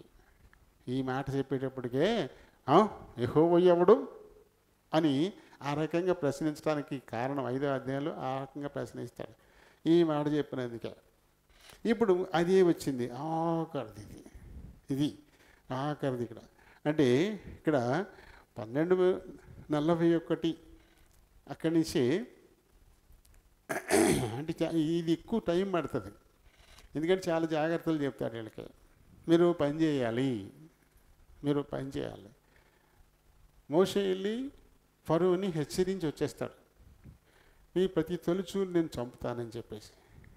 కాబట్టి మీరేం చేయాలంటే ఆ మరణదూత మీ ఇంట్లోకి రాకుండా ఉండేలాగా మీరేం చేస్తారంటే మందలోకి వెళ్ళి నిర్దోషమైనటువంటి ఒక మేకపిల్లను గొర్రెపిల్లను తీసుకొచ్చి దాన్ని ఒక 10 రోజుల పాటు జాగ్రత్తగా చూసి దానిలో ఏ కల్మషం లేదని తెలిసిన తర్వాత దాన్ని వధించి దాని రక్తాన్ని పైకమ్మికి 2 నిలువు కమ్ములకి పూయండి. అప్పుడు తొలిచూలును హతం చేయడానికి మరి మరణదూత బయలుదేరినప్పుడు అది సంచరిస్తూ వస్తుంది. ఏ ఇంటి గుమ్మానికైతే ఈ రక్తపు గుర్తులు లేవో ఆ ఇంటిలో ప్రవేశించి మనుషులైనా పశువులైనా ప్రతి దానిలోనూ మొదట పుట్టిన దాన్ని చంపుతాడు దేవుడు. కాబట్టి మీరు ఈ పని చేయండి అని చెప్పి ఆయన చెప్పాడు. ఇది చూడండి 12వ అధ్యాయంలో 21 నుంచి 23. మోషే ఇశ్రాయేలు పెద్దలందరినీ పిలిపించి వారితో ఈ మాట చదవక్కర్లేదు, వారితో ఈ మాట చెప్పాడు. ఆ నిర్దోషమైనటువంటి ఆ గొర్రెపిల్ల లేదా మేకపిల్ల దాని యొక్క రక్తాన్ని మీ ఇంటి గుమ్మం పైకమ్మికి 2 నిలువు కమ్మలకి పోయండి. అప్పుడు అది సంచరించినప్పుడు అది మీ ఇంట్లోకి రాదు, ఎవరిని కూడా అది చంపదు అని చెప్పి వాళ్ళకి చెప్పున్నాడు. చెప్తే మొత్తం అందుకొరకు వీళ్ళు సిద్ధపడ్డారు. మీరు చాలా సిద్ధంగా ఉండాలి. మీరు దాని మాంసాన్ని కాల్చి తినాలి, అంతే. కాల్చిన మాంసాన్ని తినాలి, వండకూడదు. అలాగే పొంగని రొట్టెల్ని తినాలి. చేదు కూరలతో మీరు తినాలి. అంటే జరుగుద్ది. తొలిచూలు చచ్చిపోవడంతో ఫరో వెళ్ళిపోండి బాబోయ్ అని మీకు దండం పెట్టి మరీ పంపించేస్తాడు. ఆ పంపించేటప్పుడు మీరేం చేయాలన్నమాట, చక్కగా తాయితీగా వండుకోకూడదు. ఆవిడ కనుక రొట్టెలు చేసుకోవడానికి పిండి కలుపుకుని ఉంటారు కదా, దాన్ని ముడి పెట్టుకుని భుజాన్ని నెట్టుకుని బయలుదేరిండి, అంతే. కాల్చిన మాంసం మట్టుగా తినాలి, పొంగని రొట్టెలు మట్టుగా తినాలి, అలాగే చేదు కూరలతో కలిపి తినాలి. అని చెప్పి ఈ హెచ్చరికలన్నీ వాళ్ళకి ఇచ్చారు. ఇది పస్కా అన్నాడు దీన్ని. 12:8 చూడు, 12:8 కాల్చబడిన ఆ మాంసాన్ని, పొంగని రొట్టెలను తినాలి, చేదు కూరలతో వాటిని తినాలి. అంతే. ఈ రకంగా వాళ్ళకి హెచ్చరిక ఇవ్వడం అనేది జరిగింది. జరిగితే మొత్తం మీద ప్రతి తొలిచూలును కూడా చంపేటువంటి పని. దాంతో భయపడిపోయాడు. ఇక మొత్తం ప్రతి తొలిచూలు చచ్చిపోవడమే. ప్రతి తొలిచూలు అంటే ఒక ఇంట్లో ముగ్గురు చచ్చిపోయేవారు. ఎందుకంటే బాగా వృద్ధుడు ఉంటాడు, 80 ఏళ్ళోడు. ఆయనే ఆ ఇంటి మొదటి పుట్టినోడు అయ్యి ఉండొచ్చు, ఆయన చచ్చిపోతాడు. తనకి మొదటి పుట్టిన కొడుకు ఉంటాడు, వాడు చచ్చిపోతాడు. వాడికి మొదటి పుట్టిన కొడుకు ఉంటాడు, 3వ తరం, వాడు చచ్చిపోతాడు. అది ఒంట్లో మొదలు పుట్టిన గొర్రె చచ్చిపోద్ది, మేక చచ్చిపోద్ది, ఆవు చచ్చిపోద్ది, గాడి చచ్చిపోద్ది, గుర్రం చచ్చిపోద్ది. ఆ ఇంట్లో మొదట పుట్టిన ప్రతీది అన్నమాట. ఇంకా శవం లేనటువంటి ఇల్లు ఉండదు. ఇంకా శవం లేనటువంటి ఇల్లు ఉండదు. మొత్తం ఐగుప్తు అంతా అదే పరిస్థితి అన్నమాట. ప్రతి తొలిచూలును చంపేసేటువంటి కార్యక్రమం కదా. చూడండి, మొత్తం మీద నిర్గమకాండం 12:35 చూడండి. మోసే మాట చొప్పున చేసి వెండి నగలు. ఇప్పుడు ఏంటంటే ఒకటి చెప్పాడు కదా, ఆదికాండం 15:14 స్తంభ పెట్టుదురు, మీరు ఎవరికి దాసులు ఎందురు, ఆ జనానికి నేనే తీర్పు తీరుస్తా. తరువాత మరి మిక్కిలి ఆస్తితో బయలుదేరి యువతలకి వస్తారు. మిక్కిలి ఆస్తితో అని చెప్పాడు కదా. ఎప్పుడైతే ఇక్కడ తొలిచూలులు చనిపోవడం మొదలైందో ఇంక ప్రతి ఇంట్లోనూ శవమే, ప్రతి ఇంట్లోనూ ఏడుపే, గోల. దాంతో వీళ్ళు పంపించేసేయండి, ఈ ఇశ్రాయేలీని పంపించేసేయండి, హెబ్రీయుల్ని పంపించేసేయండి, ఇక మళ్ళీ మన దేశంలో ఉండడానికి వెళ్ళేది వీళ్ళు, పంపించేసేయండి. అందరి నోట అదే మాట అనమాట. ఆ టైంలో వాళ్ళు ఇప్పుడు దాకా దోచుకున్నారు కదా. అందుకని చెప్పేసి ఇప్పుడు ఏం చేశారు, ఇది 12:35 వెండి నగలు, బంగారు నగలు, వస్త్రాలు అడిగి తీసుకున్నారు. మొత్తం వాళ్ళు ఇచ్చేస్తున్నారు. ఒకటి అడిగితే ఇంకోటి, బాబా ఇది కూడా పట్టుకెళ్ళిపో, నువ్వు అర్జెంటుగా మీరు వెళ్ళిపోండి ఇక్కడి నుంచి, ఆ చేతులకు ఉన్నాయి ఇవ్వా అన్నారనుకోండి, అవి ఇచ్చేసి ఇది కూడా కావాలా, ఇది కూడా ఇచ్చేస్తాను, ముందు మీరు మటుకు వెళ్ళిపోండి అని చెప్పేసి మొత్తం అడగంది కూడా వాళ్ళకి ఇచ్చేసారు. మొత్తం అంతా వీళ్ళు దోచుకుని ఇప్పుడు దాకా వీళ్ళని దోచుకున్నారు. ఇవన్నీ తీసుకుని వీళ్ళు బయలుదేరేశారు అన్నమాట. పిండి కలుపుకున్నటువంటి దాన్ని బదానెట్టుకుని కాల్చిన మాంసము, ఇక అంతే చేదు కూరలు ఇవి పుచ్చుకుని వీళ్ళు మొత్తం బయలుదేరి యువతలకు వచ్చేసేటువంటి పరిస్థితి.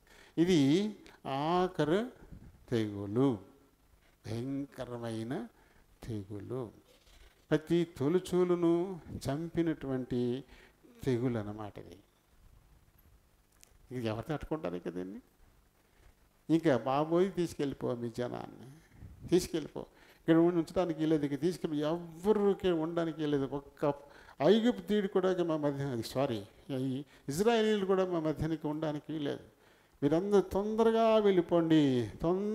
వెళ్ళిపోండి అంటే మొత్తం బయలుదేరేశారు. చూడండి 12:41, ఆ 430 సంవత్సరములు గడిచిన తర్వాత జరిగినదేమనగా, ఆ దినమంది యెహోవా సేనలు, ఇవన్నీ సేనలు, 6 లక్షల కాల్బలం, కత్తిపట్టి యుద్ధం చేయగలిగినటువంటి పురుషులు 6,350,000 అక్కడ ఉంటారు. పెద్ద సైన్యం. ఇవన్నీ ఏం సైన్యం అంటే యెహోవా సేనలన్నీ కూడా. ఎందుకంటే ఆదికాండం 15 అధ్యాయంలో 13, 14 వచనాల్లో ఇస్సాకు కూడా పుట్టక ముందు అబ్రామ్తో దేవుడు చెప్పిన మాట. 13, 14 వచనాలు చదువు. ఈ సంతతి వారు తమది కాని పరదేశమందు నివసించి ఆ దేశపు వారికి దాసులుగా ఉంటారు. వారు 400 ఏండ్లు వీళ్ళని శ్రమ పెడతారు. ఇక్కడ 400, తర్వాత 430 తేడా వచ్చింది కదా. ఈ 30 తేడా వచ్చింది కదా. ఈ 30 ఏంటి? యోసేపు ఉన్న కాలం. యోసేపు జీవించి ఉన్న 30 సంవత్సరాలు హెబ్రీయులకి ఏ ఇబ్బందులు లేవు, ఏమీ లేవు. అందుకని శ్రమ పెట్టబడిన సంవత్సరాలు 400. కానీ ఐగుప్తులో ఉన్న సంవత్సరాలు 430. ఎందుకంటే మనమే ఇదేంటి అక్కడ అలా ఉంది, ఇక్కడ ఇలా ఉంది అని అనుకుంటాం మనం. యోసేపు ఉన్నప్పుడే వెళ్ళారు అక్కడికి. యోసేపు జీవించి ఉన్నంతకాలము కూడా ఏ సమస్యలు లేవు, వాళ్ళకి లేవు. దాదాపుగా యోసేపు 80 సంవత్సరాల వయసు ఉండగా ఇజ్రాయేలీలందరూ అక్కడికి వెళ్ళి ఉంటారు. 110 సంవత్సరాలు బతికాడు యోసేపు, 110 ఏళ్ళు. కాబట్టి ఒక 30 సంవత్సరాలు ఇజ్రాయేలీలందరూ హ్యాపీగా ఉన్నారు. ఆయన చనిపోయిన తర్వాత నుంచి వీళ్ళకి కష్టాలు మొదలయ్యాయి. అవి క్రమక్రమంగా పెరుగుతూ వచ్చాయి. యోసేపుని గురించి ఎరగని ఫరోలు వచ్చే కొద్దీ శ్రమలు పెరిగిపోయినాయి. యోసేపుని కొద్దిగా ఎరిగిన వాళ్ళు ఉన్నప్పుడు కొంచెం తక్కువ. ఇంకా అసలు యోసేపు అంటే నేటి తెలియనప్పుడు అప్పుడు మరీ శ్రమలు బాగా ఎక్కువ చేశారన్నమాట. మొత్తం మీద ఐగుప్తుకు వెళ్ళిన తర్వాత 430 సంవత్సరాలకు వీళ్ళు వెలుపలికి వచ్చేసారు. ఇవన్నీ యెహోవా సేనలనే పేరు పెట్టాడు దేవుడు వాళ్ళకి. వెలుపలికి తీసుకొని వచ్చేసాడు. అలా ఐగుప్తు నుంచి తన ప్రజలను మోషే ద్వారా వెలుపలికి తీసుకొని రావడానికి 10 అద్భుతాలు ఐగుప్తులో జరిగించాల్సి వచ్చింది. ఫరో ఎదుట మోషే నిలబడినప్పుడు తన వయసు 80 సంవత్సరాలు, తన సహోదరుడైన అహరోను వయసు 83 సంవత్సరాలు. వీళ్ళిద్దరికీ మధ్య తేడా 3 ఏళ్ళే వ్యత్యాసం. కానీ తన అన్నకు మోషే దేవుడు, ఫరోకి కూడా మోషే దేవుడే. ఇది చేశాడు మోషే దేవుడు. ఎందుకంటే తను త్యాగం చేశాడు కదా. తను ఒక యువరాజుగా పెరిగాడు. ఐగుప్తుకు రాజయ్యేవాడే. కానీ మొత్తం ఆ భోగభాగ్యాలు, ఆ సౌఖ్యాలు, ఆ రాజరికం ఇవన్నీ వదిలేసుకున్నాడు. ఇవి నాకు వద్దు.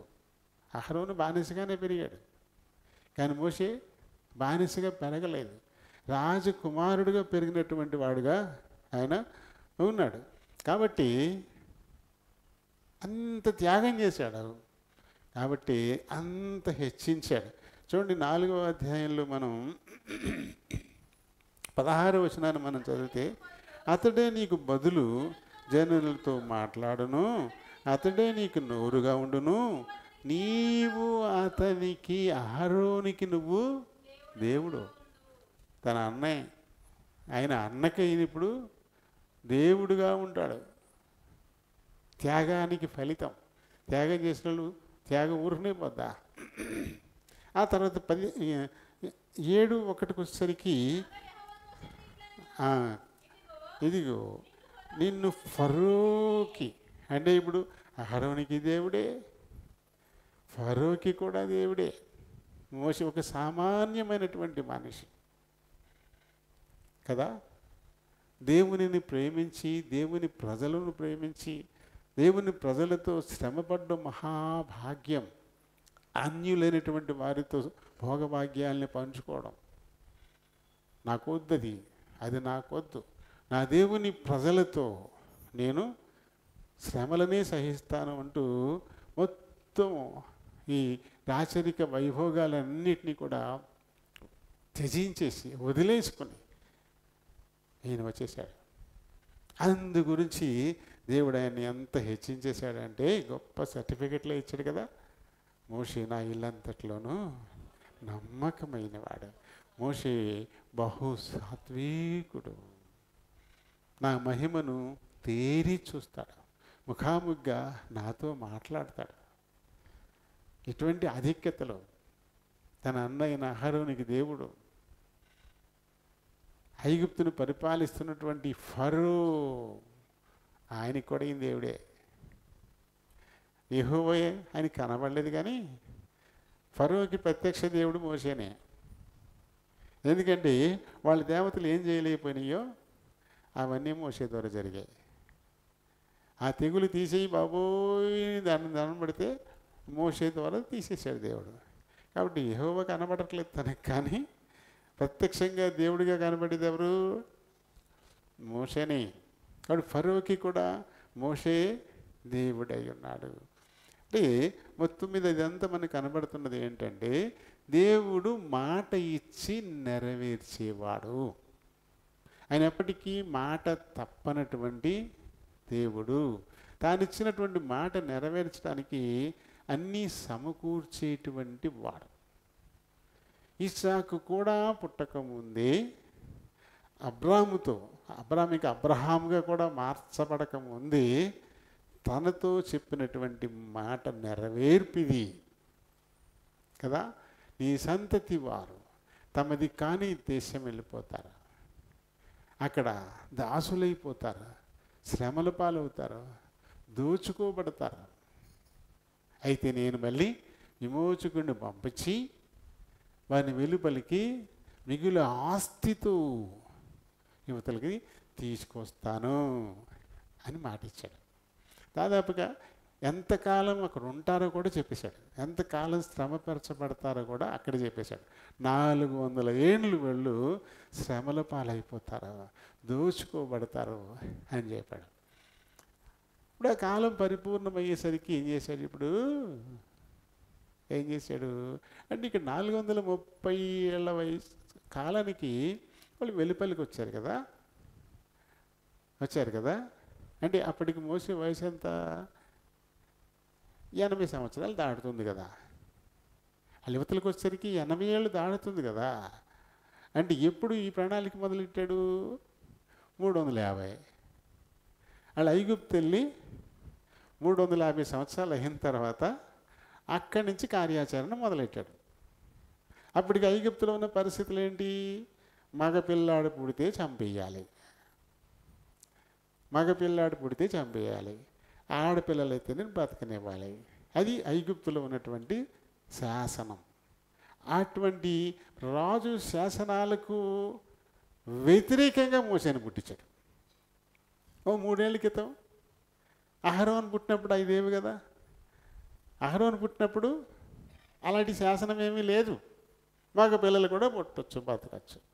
కానీ మోసే పుట్టేటప్పటికి అంటే పనిగట్టుకుని మోసే జననానికి విరుద్ధమైన పరిస్థితులు ఐగుప్తులు ఉండగా అప్పుడు మోసే తీసుకొచ్చాడు, విమోచకుడిని తీసుకొచ్చాడు. ఇప్పుడు అతను యాక్చువల్గా చచ్చిపోవాలా, పుట్టినట్టునే చంపేయాలా. మంత్రసాలను చంపగలిగారా? చంపలేదు. పోనీ నైల్ నదులు వదిలిపెట్టి చచ్చిపోయాడా? లేదు. ఎక్కడికి వెళ్ళాడు ఇప్పుడు?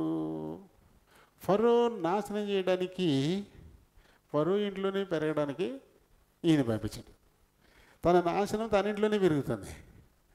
ఐగుప్తు నాశనం ఐగుప్తు రాజు ఇంట్లోనే పెరుగుతుంది. చూడండి ఎటువంటి ఏర్పాటు. దేవుడు ఎలా చేయగలడు, ఎంత గొప్ప కార్యాలు చేయగలడు.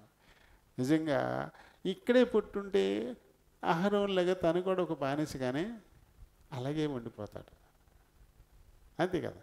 మంచి విద్యాబుద్ధులు రావు, యుద్ధ విద్యలు రావు, ఇవేమీ తెలియవు. అవన్నీ ఎక్కడొస్తాయి మరి? ఇప్పుడు అవన్నీ నేర్పాలి కదా. అవన్నీ నేర్వాలి అంటే ఎక్కడ ఉండాలి? ఫరో ఇంట్లో ఉండాలి. రాజు ఇంట్లో ఉంటేనే ఇవన్నీ జరుగుతాయి. ఆ తర్వాత త్యాగం చేయడానికి ఏదోటి మనకు ఉండాలి కదా. ఏమీ లేకపోతే ఏం త్యాగం చేస్తాం? ఇప్పుడు మోషే త్యాగం చేశాడని చెప్పుకోవడానికి ఇప్పుడు రాచరికం ఉంది. ఫరో కుమార్తె కుమారుడిగా ప్రిన్స్ ఆఫ్ ద ఈజిప్ట్గా ఉన్నాడు. ఆ తర్వాత ఆయన కింగ్ ఆఫ్ ది ఈజిప్ట్ అవుతాడు. ఆ క్రౌన్ వస్తుంది తలకి, ఆ థ్రోన్ మీద కూర్చుంటాడు. ఇటువంటి స్థితులు వాటన్నిటినీ వదిలిపెట్టుకుని దరిద్రాన్ని అనుభవిస్తున్నటువంటి హెబ్రీలు చూస్తున్నాడు కళ్ళ ఎదురుగుండా. వాళ్ళు మనుషులు కాదు, జీవోత్సవాలు, పశువుల కంటే హీనంగా బతుకుతున్నారు. అలాంటి వాళ్ళ దగ్గరికి వచ్చేసాడు దాన్ని వదిలిపెట్టుకొని. ఈ తేడా అనేది లేకపోతే ఆయన ఏం త్యాగం చేశాడో ఎలా తెలుస్తుంది? అందుకని అక్కడ దాకా తీసుకెళ్ళి ఫరో కుమారుడుగా పెరుగుతూ, ఫరో కుమార్తె కుమారుడుగా పెరుగుతూ విద్యాబుద్ధులు నేర్చుకుని, యుద్ధ విద్యలు నేర్చుకుని,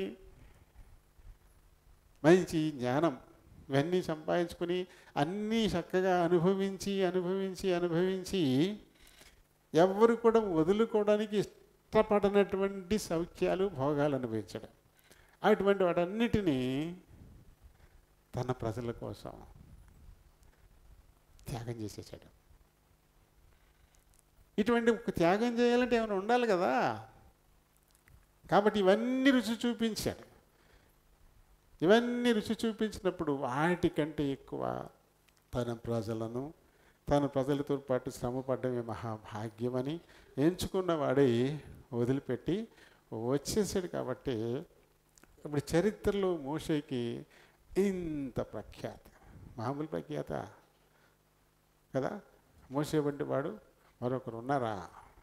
లేరు. ఎందుకంటే దేవుని నోట నుంచి ఒక మంచి సాక్ష్యం పొందిన వాడుగా ఉన్నాడు మోషే. బహు సాత్వికుడు. దేవుడు చెప్పాడు పని కట్టుకొని, నా ఇల్లంతటిలోనూ నమ్మకమైనటువంటి వాడు. అలాగే దేవుని మహిమ ప్రకాశాన్ని నేరుగా చూసిన వాడు కూడా ఆయనే. దేవుడిని చూస్తే మనుషులు చచ్చిపోతారన్న టైంలో దేవుని మహిమను చూసినటువంటి వాడు మోషే. ఫరోకి దేవుడయ్యాడు, అహరోనుకి దేవుడయ్యాడు. పోనీ ఏమైనా మాటకారా అంటే నత్తుడు. మాటకారేం కాదు, నత్తుడు. నోటి మాంద్యం పదే పదే చెప్పాడు. ఇది 3 సార్లు చెప్పాడు ఆ మాట. నిన్ను నోటి మాంద్యం గల నిన్న నోటి మాంద్యం, నేను నత్తుండి, నేను 3 సార్లు చెప్పాడు మోషే తనకు తానే ఆ మాటని. కానీ దేవుని చేతిలో గొప్ప సాధనంగా వాడబడ్డాడు. మామూలు సాధనమా? ఐగుప్తులో వచ్చినటువంటి తెగుళ్ళు లేదా అక్కడ జరిగినటువంటి అద్భుతాలు మరి ఎక్కడైనా ఏ దేశంలోనైనా ఎవరి మీదైనా జరిగాయా? ఇవన్నీ జరగడానికి కారకుడైన వాడు మోషే. మోషే త్యాగానికి దేవుడు గొప్ప ప్రతిఫలాన్ని ఇచ్చాడు. బట్ ప్రతి ఒక్కరం కూడా మోషే వలె త్యాగం చేయడానికి సిద్ధపడాలంతే. నువ్వు హెచ్చించబడాలని నువ్వు కోరుకుంటే తగ్గించుకునేవాడు హెచ్చింపబడతాడు, తగ్గించుకునేవాడు హెచ్చింపబడతాడు. ఎప్పుడు కూడా దేవుడు చెప్పిన మాట అది కదా. రాచరికా నుంచి బానిసగా తగ్గించేసుకున్నాడు మోషే. సింహాసనం ఎక్కాల్సినటువంటి వాడు తన ప్రజలతో మట్టి పీసికాడు, ఇటుకలను చేశాడు, అవమానించబడ్డాడు, హేళన చేయబడ్డాడు, అంతగా తగ్గించేసుకున్నాడు కదా.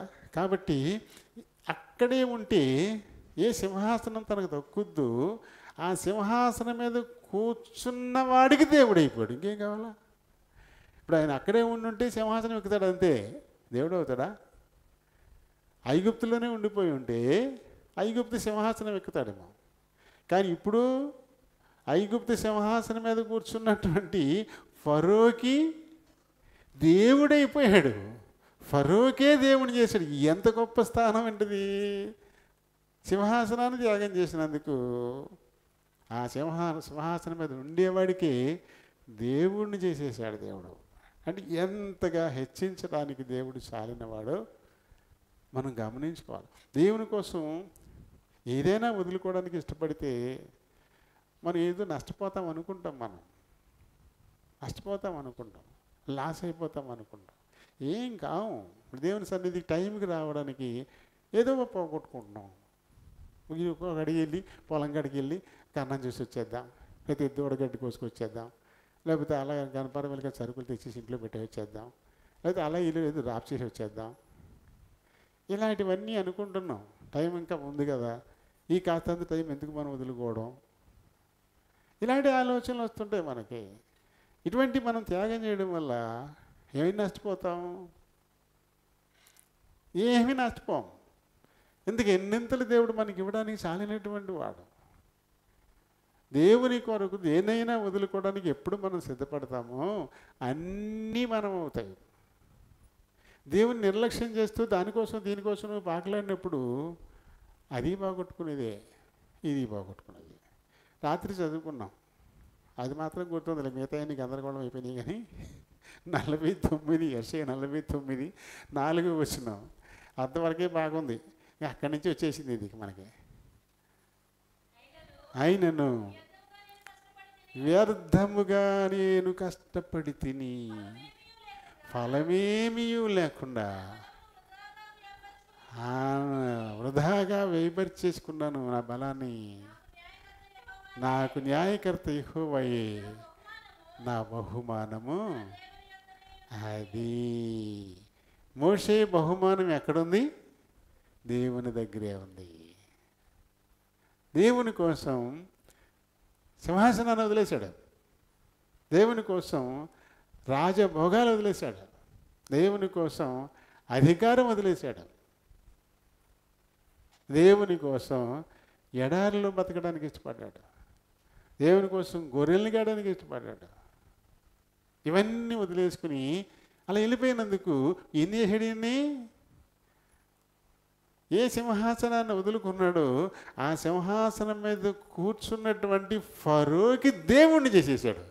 ఎడారిలో నుంచి వచ్చి, గొర్రెల వెనకాయల నుంచి వచ్చి ఫరోకి దేవుడైపోయి కూర్చున్నాడు. బాబో మోషే నీకు నమస్కారం బాబీ, తెగులు పోనీ బాబీ, తెగులు పోనీ తీసేయి.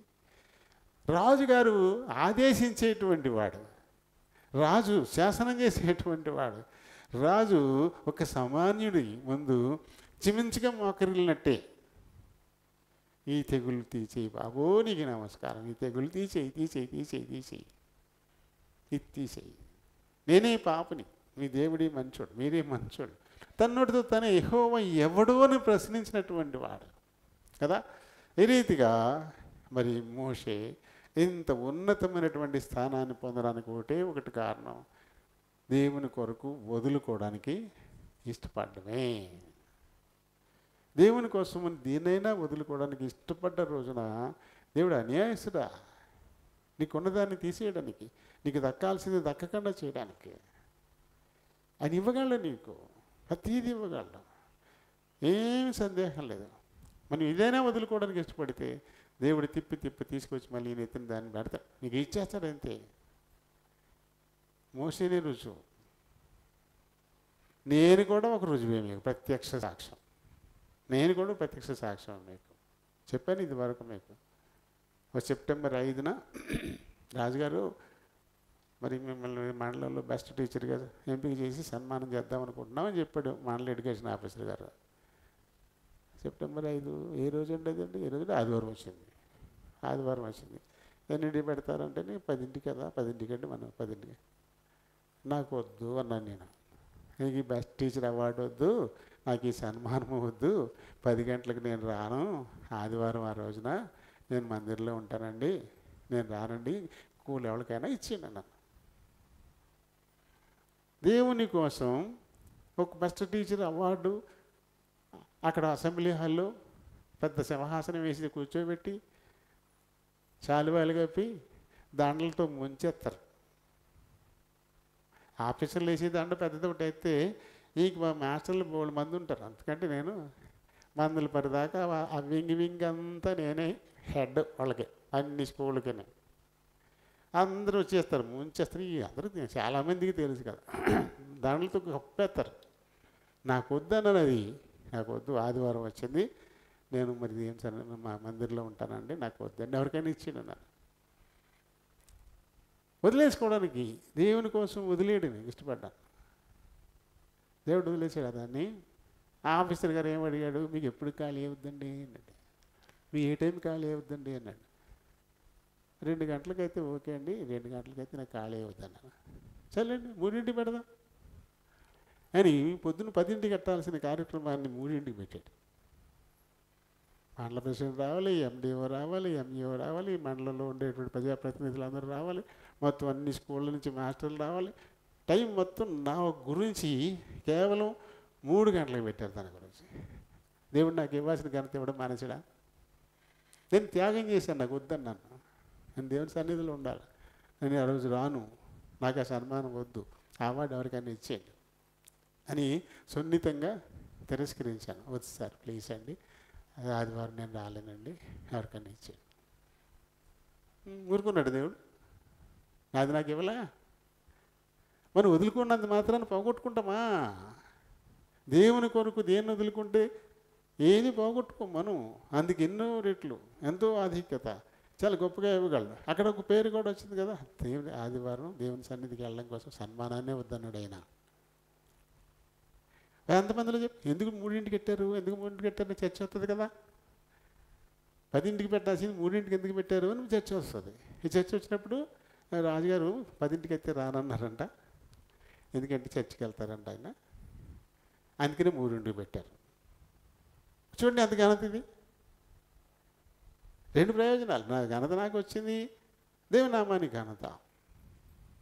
అలా దేవుని కోసం మనం ఏ కొంచెం చేసినా అది వృధాగా ఎప్పుడూ పోదు. రెట్టింపు రెట్టింపు రెట్టింపై మనకు వచ్చేస్తుంది. కాబట్టి దేవుని సమయాన్ని దేవునికి ఇచ్చేయండి. ఈ పొట్టకూటికి తింటాకు ఉన్నంతకాలం మనకి తిప్పలు ఉంటూనే ఉంటాయి, తింటూ ఉన్నంతకాలము ఈ తిప్పలు ఉంటూనే ఉంటాయి. ఎప్పుడు పోతాయి చెప్పండి? ఎప్పుడు ఆగిపోద్ది? ఏ రోజన్నా పని లేని రోజు ఉంటుంది మనకి. అమ్మయ్య అన్నీ అయిపోయినాయి, శుభ్రంగా స్నానం చేసి వచ్చి పడుకుంటాం. అయిపోయినాయా? తెల్లాలు లెగితే కళ్ళు నలుపుకుంటూ మళ్ళీ బయలుదేరాలి, అంతే కదా. కళ్ళు తెరవకుండా అలాగే ఉంటే ఏ కూడా ఉండదు. తెరిచావు మళ్ళీ మొదలైపోతాయి. అవి ఎప్పటికీ ఉండిపోతాయి. వీటి కోసం ఎప్పటికీ ఉండిపోయేటువంటి దేవుని కృపకు దూరం అవుదామా? దేవుడిచ్చే ఆశీర్వాదాలను వదిలిపెట్టుకుందామా? ఈ లోకంలో ఉన్నంతకాలము బాగుంటావు, ఈ లోకాన్ని విడిచిపెట్టిన తర్వాత దేవునితో ఆయన నిత్య రాజ్యంలో ఉంటావు. 2 ప్రయోజనాలు. అయితే ఈ లోకం వాటి కోసమే నువ్వు ప్రయాసపడితే ఇది దక్కదు. ఎందుకంటే మన బహుమానం ఆయన దగ్గరే ఉంది, ఈ తల్లి అట్లేదు. రెండవది ఆయన నిత్యరాజు వారసత్వాన్ని పోగొట్టుకుంటాం. 2కి చెడ్డ రేవడైపోతాం. దేవుని కొరకు యథార్థంగా ఉండగలిగితే ఇది అది కూడా ఈ లోకంలోనూ నీ స్థితి బాగుంటుంది, లోకాన్ని విడిచిన తర్వాత కూడా నీ స్థితి బాగుంటుంది. ఇలా మాట తప్పని దేవుడు, నమ్మదగిన దేవుడు, మాట ఇచ్చి నెరవేర్చేటువంటి దేవుడు. ఇంతకంటే ఆరాధనీయుడు మనకు దొరుకుతాడా? పదవి సింహాసనం ఎక్కేదాకా ఏం చెప్తారు నాయకులు? నీకు ఇది చేస్తాను, అది చేస్తాను, వీళ్ళు బంగారం చేసేస్తానంటారు. గెలిచాక అలాగే చెప్తాం, ఎన్నో నువ్వు అన్నీ చేస్తావా అంటారు. కానీ వాళ్ళే మనకి పెద్ద హీరోలు కదా, వాళ్ళే హీరోలు కదా. ఒకరిని రంగులు బాగుకుని తైతక్కలాడి కోట్లు సంపాదించుకున్న వాళ్ళు మనకి హీరోలు. ఏంటి వాళ్ళ వల్ల మనకు వచ్చే లాభం? వాళ్ళు కాదు మన హీరోలు, వాళ్ళని కాదు మన హీరో చేయాల్సి. మాట ఇచ్చి నెరవేర్చేటువంటి దేవుడు. ఈ లోకంలో ఉన్నంతకాలము నిన్ను ఆదుకోగలిగిన వాడు, ఈ లోకాన్ని విడిచిపెట్టిన తర్వాత కూడా ఆయన నిత్యరాజ్య వారసత్వాన్ని ఇచ్చేటువంటి దేవుడు. ఆయనే మన హీరో, ఆయన మన సెలబ్రిటీ కావాలి, ఆయన మన ఆరాధనీయుడు.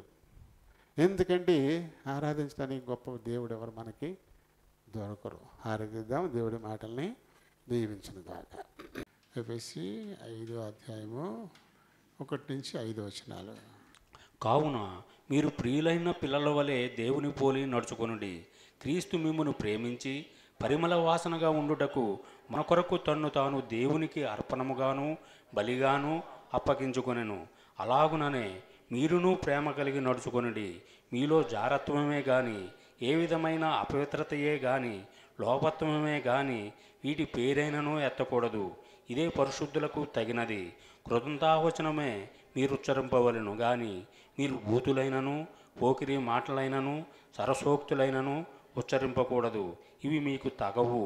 వ్యభిచారైనను అపవిత్రుడైనను విగ్రహారాధకుడై ఉన్న లోబి అయినను క్రీస్తు యొక్కయు దేవుని యొక్కయు రాజ్యమునకు హక్కుదారుడు కాడను సంగతి మీకు నిశ్చయముగా తెలియను.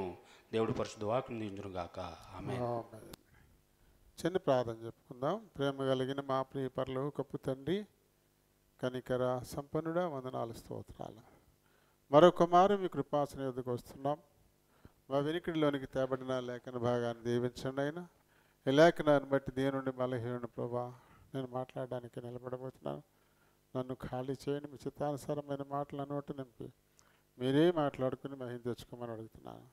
చేర్చబడిన మా పిల్లలందరినీ నేను నీ తట్టు ఆకర్షించుకోండి. ఈ కొద్ది సమయం తమ హృదయాలు చెవుల్ని పరలోకపు గవిని వైపు కేంద్రీకరించేలాగా సహాయం చేయమని ప్రభువును రక్షకుడినైనా యేసునామని అడిగి వేడుకుంటున్నాను మా పరమ తండ్రి.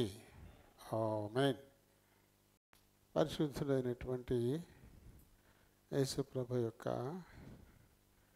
దేహానికి సాదృశ్యమైన రొట్టె, ఆయన రక్తానికి సాదృశ్యమైన రసంలో మనం పాలు పంపులు పొందడానికై మరి సిద్ధపడుతూ ఉన్నాం.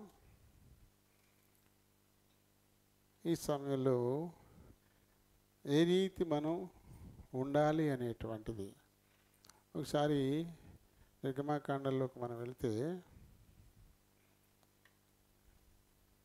ఇక్కడ 12వ అధ్యాయంలో 21 నుంచి మరి ఇశ్రాయేలీ పెద్దలందరినీ పిలిపించి వారితో మరి మోషే చెప్పినటువంటి మాటలు ఇందాక మనం విన్నాం కదా. పస్కా పశువును వధించండి, మరియు హిస్సోపు కుంచి తీసుకొని పళ్ళెములో ఉన్న రక్తములో దాన్ని ముంచి ద్వారబంధపు పైకమ్మిని 2 నిలువు కమ్ములకును పళ్ళెంలోని రక్తమును తాకింపవలెను. తరువాత మీలో ఎవరును ఉదయం వరకు తన ఇంటి ద్వారము నుండి బయలు వెళ్ళకూడదు. యెహోవా ఐగుప్తీయులను హతము చేయుటకు దేశ సంచారము చేయుచు ద్వారబంధపు పైకమ్మి మీదను 2 నిలువు కమ్ముల మీదను రక్తమును చూచి యెహోవా ఆ తలుపును దాటిపోవును. ఇక్కడ వధింపబడినటువంటి ఈ పస్కా బలి పశువు మరి యేసు ప్రభువునకు సూచనగా మనకి కనబడుతుంది. ఈ పస్కా బలి పశువు యొక్క రక్తము ఏ ఇంటి నిలువు కమ్ములకు అడ్డ పై కమ్మికి ఉంటుందో ఆ ఇంట్లోకి మరణ దూత పోదు. ఏ ఇంటికి ఉండదో ఆ ఇంట్లో ప్రతి తొలిచూలు చనిపోవడం జరుగుతుంది. అలాగే పూసాం కదా, ఇక మా ఇంట్లోకి రాదనుకుని ఆ తర్వాత బయటకు వచ్చేస్తే లోపల ఉన్నంత వరకే వారికి క్షేమం. ఆ రక్తాన్ని పూసినటువంటి ఆ తలుపుల లోపల ఆ ఇంట్లో ఉన్నంత వరకే క్షేమం తప్ప రాసిన తర్వాత మళ్ళీ బయటకు వచ్చేస్తే మళ్ళీ వాళ్ళు ఖచ్చితంగా చచ్చిపోయే పరిస్థితి ఉంటుంది. అక్కడ ఒక నియమం అక్కడ కనపడుతుంది. అలాగే మరి మనం క్రీస్తు రక్తంలో కడుగబడిన వారమని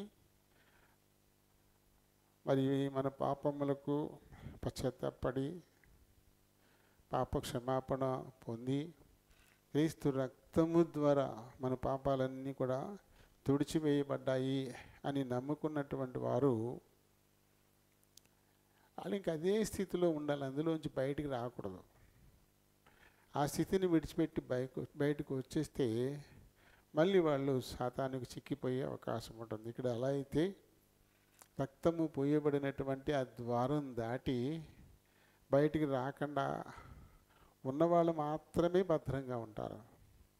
మళ్ళీ వెలుపలికి వచ్చేస్తే వాళ్ళు చనిపోయేటువంటి అవకాశం ఉంది ఖచ్చితంగా. అదే రీతిని ఒకసారి రక్షింపబడ్డ అనుభవంలో నుంచి మళ్ళీ బయటకు వస్తే మళ్ళీ వాళ్ళు కూడా నాశనం అయిపోయేటువంటి పరిస్థితి ఉంటుంది. కాబట్టి మరి మన పితరుడైనటువంటి పౌలు గారు ఎఫెసీ సంఘంతో మరి ఈ పత్రిక రాసి మాట్లాడుతున్నాడు.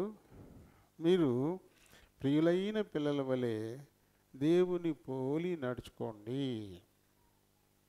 క్రీస్తు మిమ్మును ప్రేమించి పరిమళ వాసనగా ఉండటకు మన కొరకు తన్ను తాను దేవునికి అర్పణగాను బలిగాను అప్పగించుకొనెను. అలాగునని మీరును ప్రేమ కలిగి నడుచుకోండి కదా. మరి అక్కడ ఆ పస్కా బలి పశువు యొక్క రక్తము పూయబడినటువంటి ఆ గవనికి లోపల ఎవరు ఉంటారో వారు భద్రంగా ఉంటారు. వారు ప్రభువు చెప్పిన దానికి విధేయత చూపిన వారు అవుతారు. ఇంకా తర్వాత అది ఒక ఆనవాలుగా తదుపరి కూడా మీరు చేయాలి. బయటికి వెళ్ళిపోయిన తర్వాత కూడా మీరు అలా ఆ పస్కా పండుగను మీరు ఆచరించినప్పుడు రీతిగాని గుమ్మాలకి పోయాల్సి ఉంటుంది. దాన్ని కంటిన్యూ చేయండి. ఇందాక మనం చూసిన దాన్ని మరి కంటిన్యూ చేయండి, ఇప్పుడు చెయ్యాలి మీరు అంటూ. కాబట్టి మీరు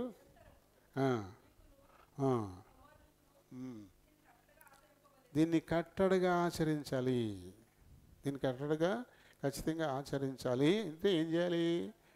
పస్కా పండుగ రోజున ఒక నిర్దోషమైనటువంటి ఒక గొర్రె పిల్లను, మేక పిల్లను తీసుకొచ్చి వధించి దాని రక్తాన్ని గుమ్మానికి పుయ్యాలన్నమాట. అది చేస్తూ ఉండాలి. అప్పుడు అడుగుతారు మీ పిల్లలు, ఎందుకు ఇది చేస్తున్నాం మనం అని అడిగినప్పుడు ఐగుప్తులో దేవుడు చేసిన అద్భుతాన్ని వారికి తెలియపరచాలి. మనం ఐగుప్తులో బానిసలుగా ఉన్నప్పుడునైనా ఈ రీతిగా మరి నిర్దోషము నిష్కల్మషమైనటువంటి ఒక గొర్రె లేదా మేకపిల్ల యొక్క రక్తాన్ని అడ్డు కమ్మికి 2 నిలువు కమ్ములకి పూసి లోపల ఉన్నప్పుడు వారిని మరణదూత ఏమీ చేయలేదు. అది ఎవరైతే పూసుకోలేదో వారి ఇళ్లలోకి చొరబడి ప్రతి తొలిచూలును చంపేసింది అని చెప్పి ఆ విషయాన్ని ఆ పిల్లలకు ఖచ్చితంగా చెప్పాలి. ఇది యెహోవాకు పస్కా బలి అని ప్రతి సంవత్సరం కూడా అప్పుడు చేయాలి అన్నప్పుడు ఆదేశించారు. అంటే ఇప్పుడు మనం బలి ఏమి ఇవ్వక్కర్లేదు. మనమే ఎరిగి నలిగిన మనసు దేవునికి ఇష్టమైన బలి. మనమే మన గత జీవితాన్ని ప్రభు కొరకు సిలువ చేశాం, దాన్ని బలి పెట్టేశాం. ఇంకా అది లేదు. కాబట్టి మళ్ళీ దానిలోకి రాకూడదు. అంటే ఆ గుమ్మానికి రక్తాన్ని పూసిన తర్వాత దానిలో నుంచి వెలుపలి లోకంలోకి వాళ్ళు వస్తే చేస్తారు. అలాగే ఇప్పుడు కూడా మనం ఒక నిర్ణయాన్ని తీసుకున్నాం. క్రీస్తు రక్తంలోనికి మనం బాప్తిసం పొందాం. కాబట్టి ఇప్పుడు ఆయనకి తగినటువంటి పిల్లలంగానే ఇప్పుడు మనం ఉండాలంట. ఆయన మన కొరకు తను తాను బలిగా అర్పించుకున్నాడు. కాబట్టి మన గత జీవితాన్ని ఆయన కోసం మనం బలిపెట్టి ఆయన కోసం మనం బతకాల్సినటువంటి వారంగా ఉన్నాము. అది ఇదివరకు జీవితంలో జారత్వం ఉండొచ్చు, అపవిత్రత ఉండొచ్చు, లోభత్వం ఉండొచ్చు. ఇప్పుడు ఈ జీవితంలోకి వచ్చిన తర్వాత కనీసం వీటి పేరైనా మీరు ఎత్తడానికి వీల్లేదు. ఎందుకంటే అదే పరిశుద్ధులకు తగినది.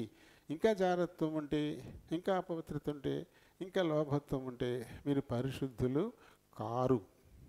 కాబట్టి పరిశుద్ధుడైన దేవునితో మీరు ఉండడానికి తగిన వారు కారైపోతారని చెప్పేసి, కాబట్టి అలా మీరు చేయొద్దు. ఇంకేం ఉండాలంట?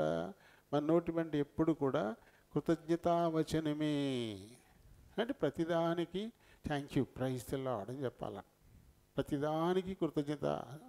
అంటే ఆరోగ్యంగా ఉన్నాం, ప్రైజ్ ది లార్డ్. అనారోగ్యంగా ఉన్నా ప్రైజ్ ది లార్డ్. లాభం వచ్చినా ప్రైజ్ ది లార్డ్. నష్టం వచ్చినా ప్రైజ్ ది లార్డ్. అలాగే ఘనత వచ్చినా ప్రైజ్ ది లార్డ్. అవమానం వచ్చినా ప్రైజ్ ది లార్డ్. ప్రతి దానిలోనూ చేను మరి బాగా పండినా ప్రైజ్ ది లార్డ్. లేదు పండలేదు, వెలకలు పాడు చేసే ఏదో తెగులు వచ్చి తగ్గింది అయినా ప్రైజ్ ది లార్డ్. అలాగే ఆక్వా రొయ్యలు బాగా కాయచ్చు, ప్రైజ్ ది లార్డ్. ఒకళ్ళు కాయిపోయినా ప్రైజ్ ది లార్డ్. అలాగే చేప అది కాయచ్చు, అప్పుడు ప్రైజ్లాడు. ప్రతి దానిలో అన్నమాట. ఎప్పుడు కూడా మన నోటి వెంట కృతజ్ఞత వచనమే ఉండాలి తప్ప మరి ఒకటి ఉండకూడదు అంటాడు. ఉచ్చరింపవలను కానీ మీరు బూతులైనను, పోకిరి మాటలైనను, సరసోక్తులైనను, సరసాలు దేవునిలోకి వచ్చిన తర్వాత కూడా మనం వేళాకోళాలు, వెటకారాలు, సరసాలు మాట్లాడుతూనే ఉంటాం. అది అస్సలు కుదరదు అంటారు. సరసోక్తులు ఎప్పుడూ ఉండకూడదు. నువ్వు ఇంకా వేళాకోళాలు.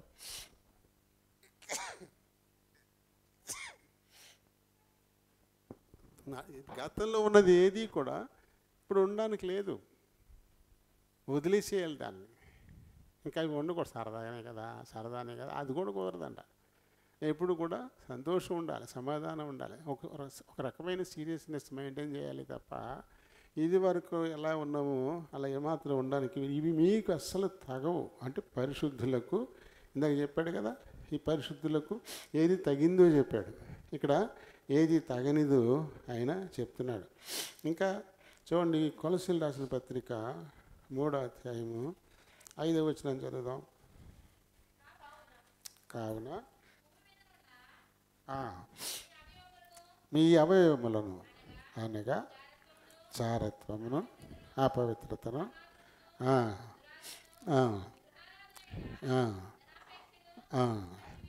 ఎన్నిటినీ కూడా చంపేయాలి. ఇవేమి మీకు ఉండడానికి ఇప్పుడు వీల్లేదు. మీరు మార్పు చెందిన వారుగా ఉన్నారు కాబట్టి గతంలో ఇప్పుడు ఉండడానికి వీల్లేదు. ఇంకా కిందకి చాలా లిస్టు రాశాడు. అదంతా ఒకసారి చదువుకోండి. ఇవన్నీ ఇప్పుడు మనం చెప్పడానికి వివరించడానికి టైం సరిపోదు కదా. కిందకి చక్కగా ఒక లిస్ట్ ఇచ్చాడు.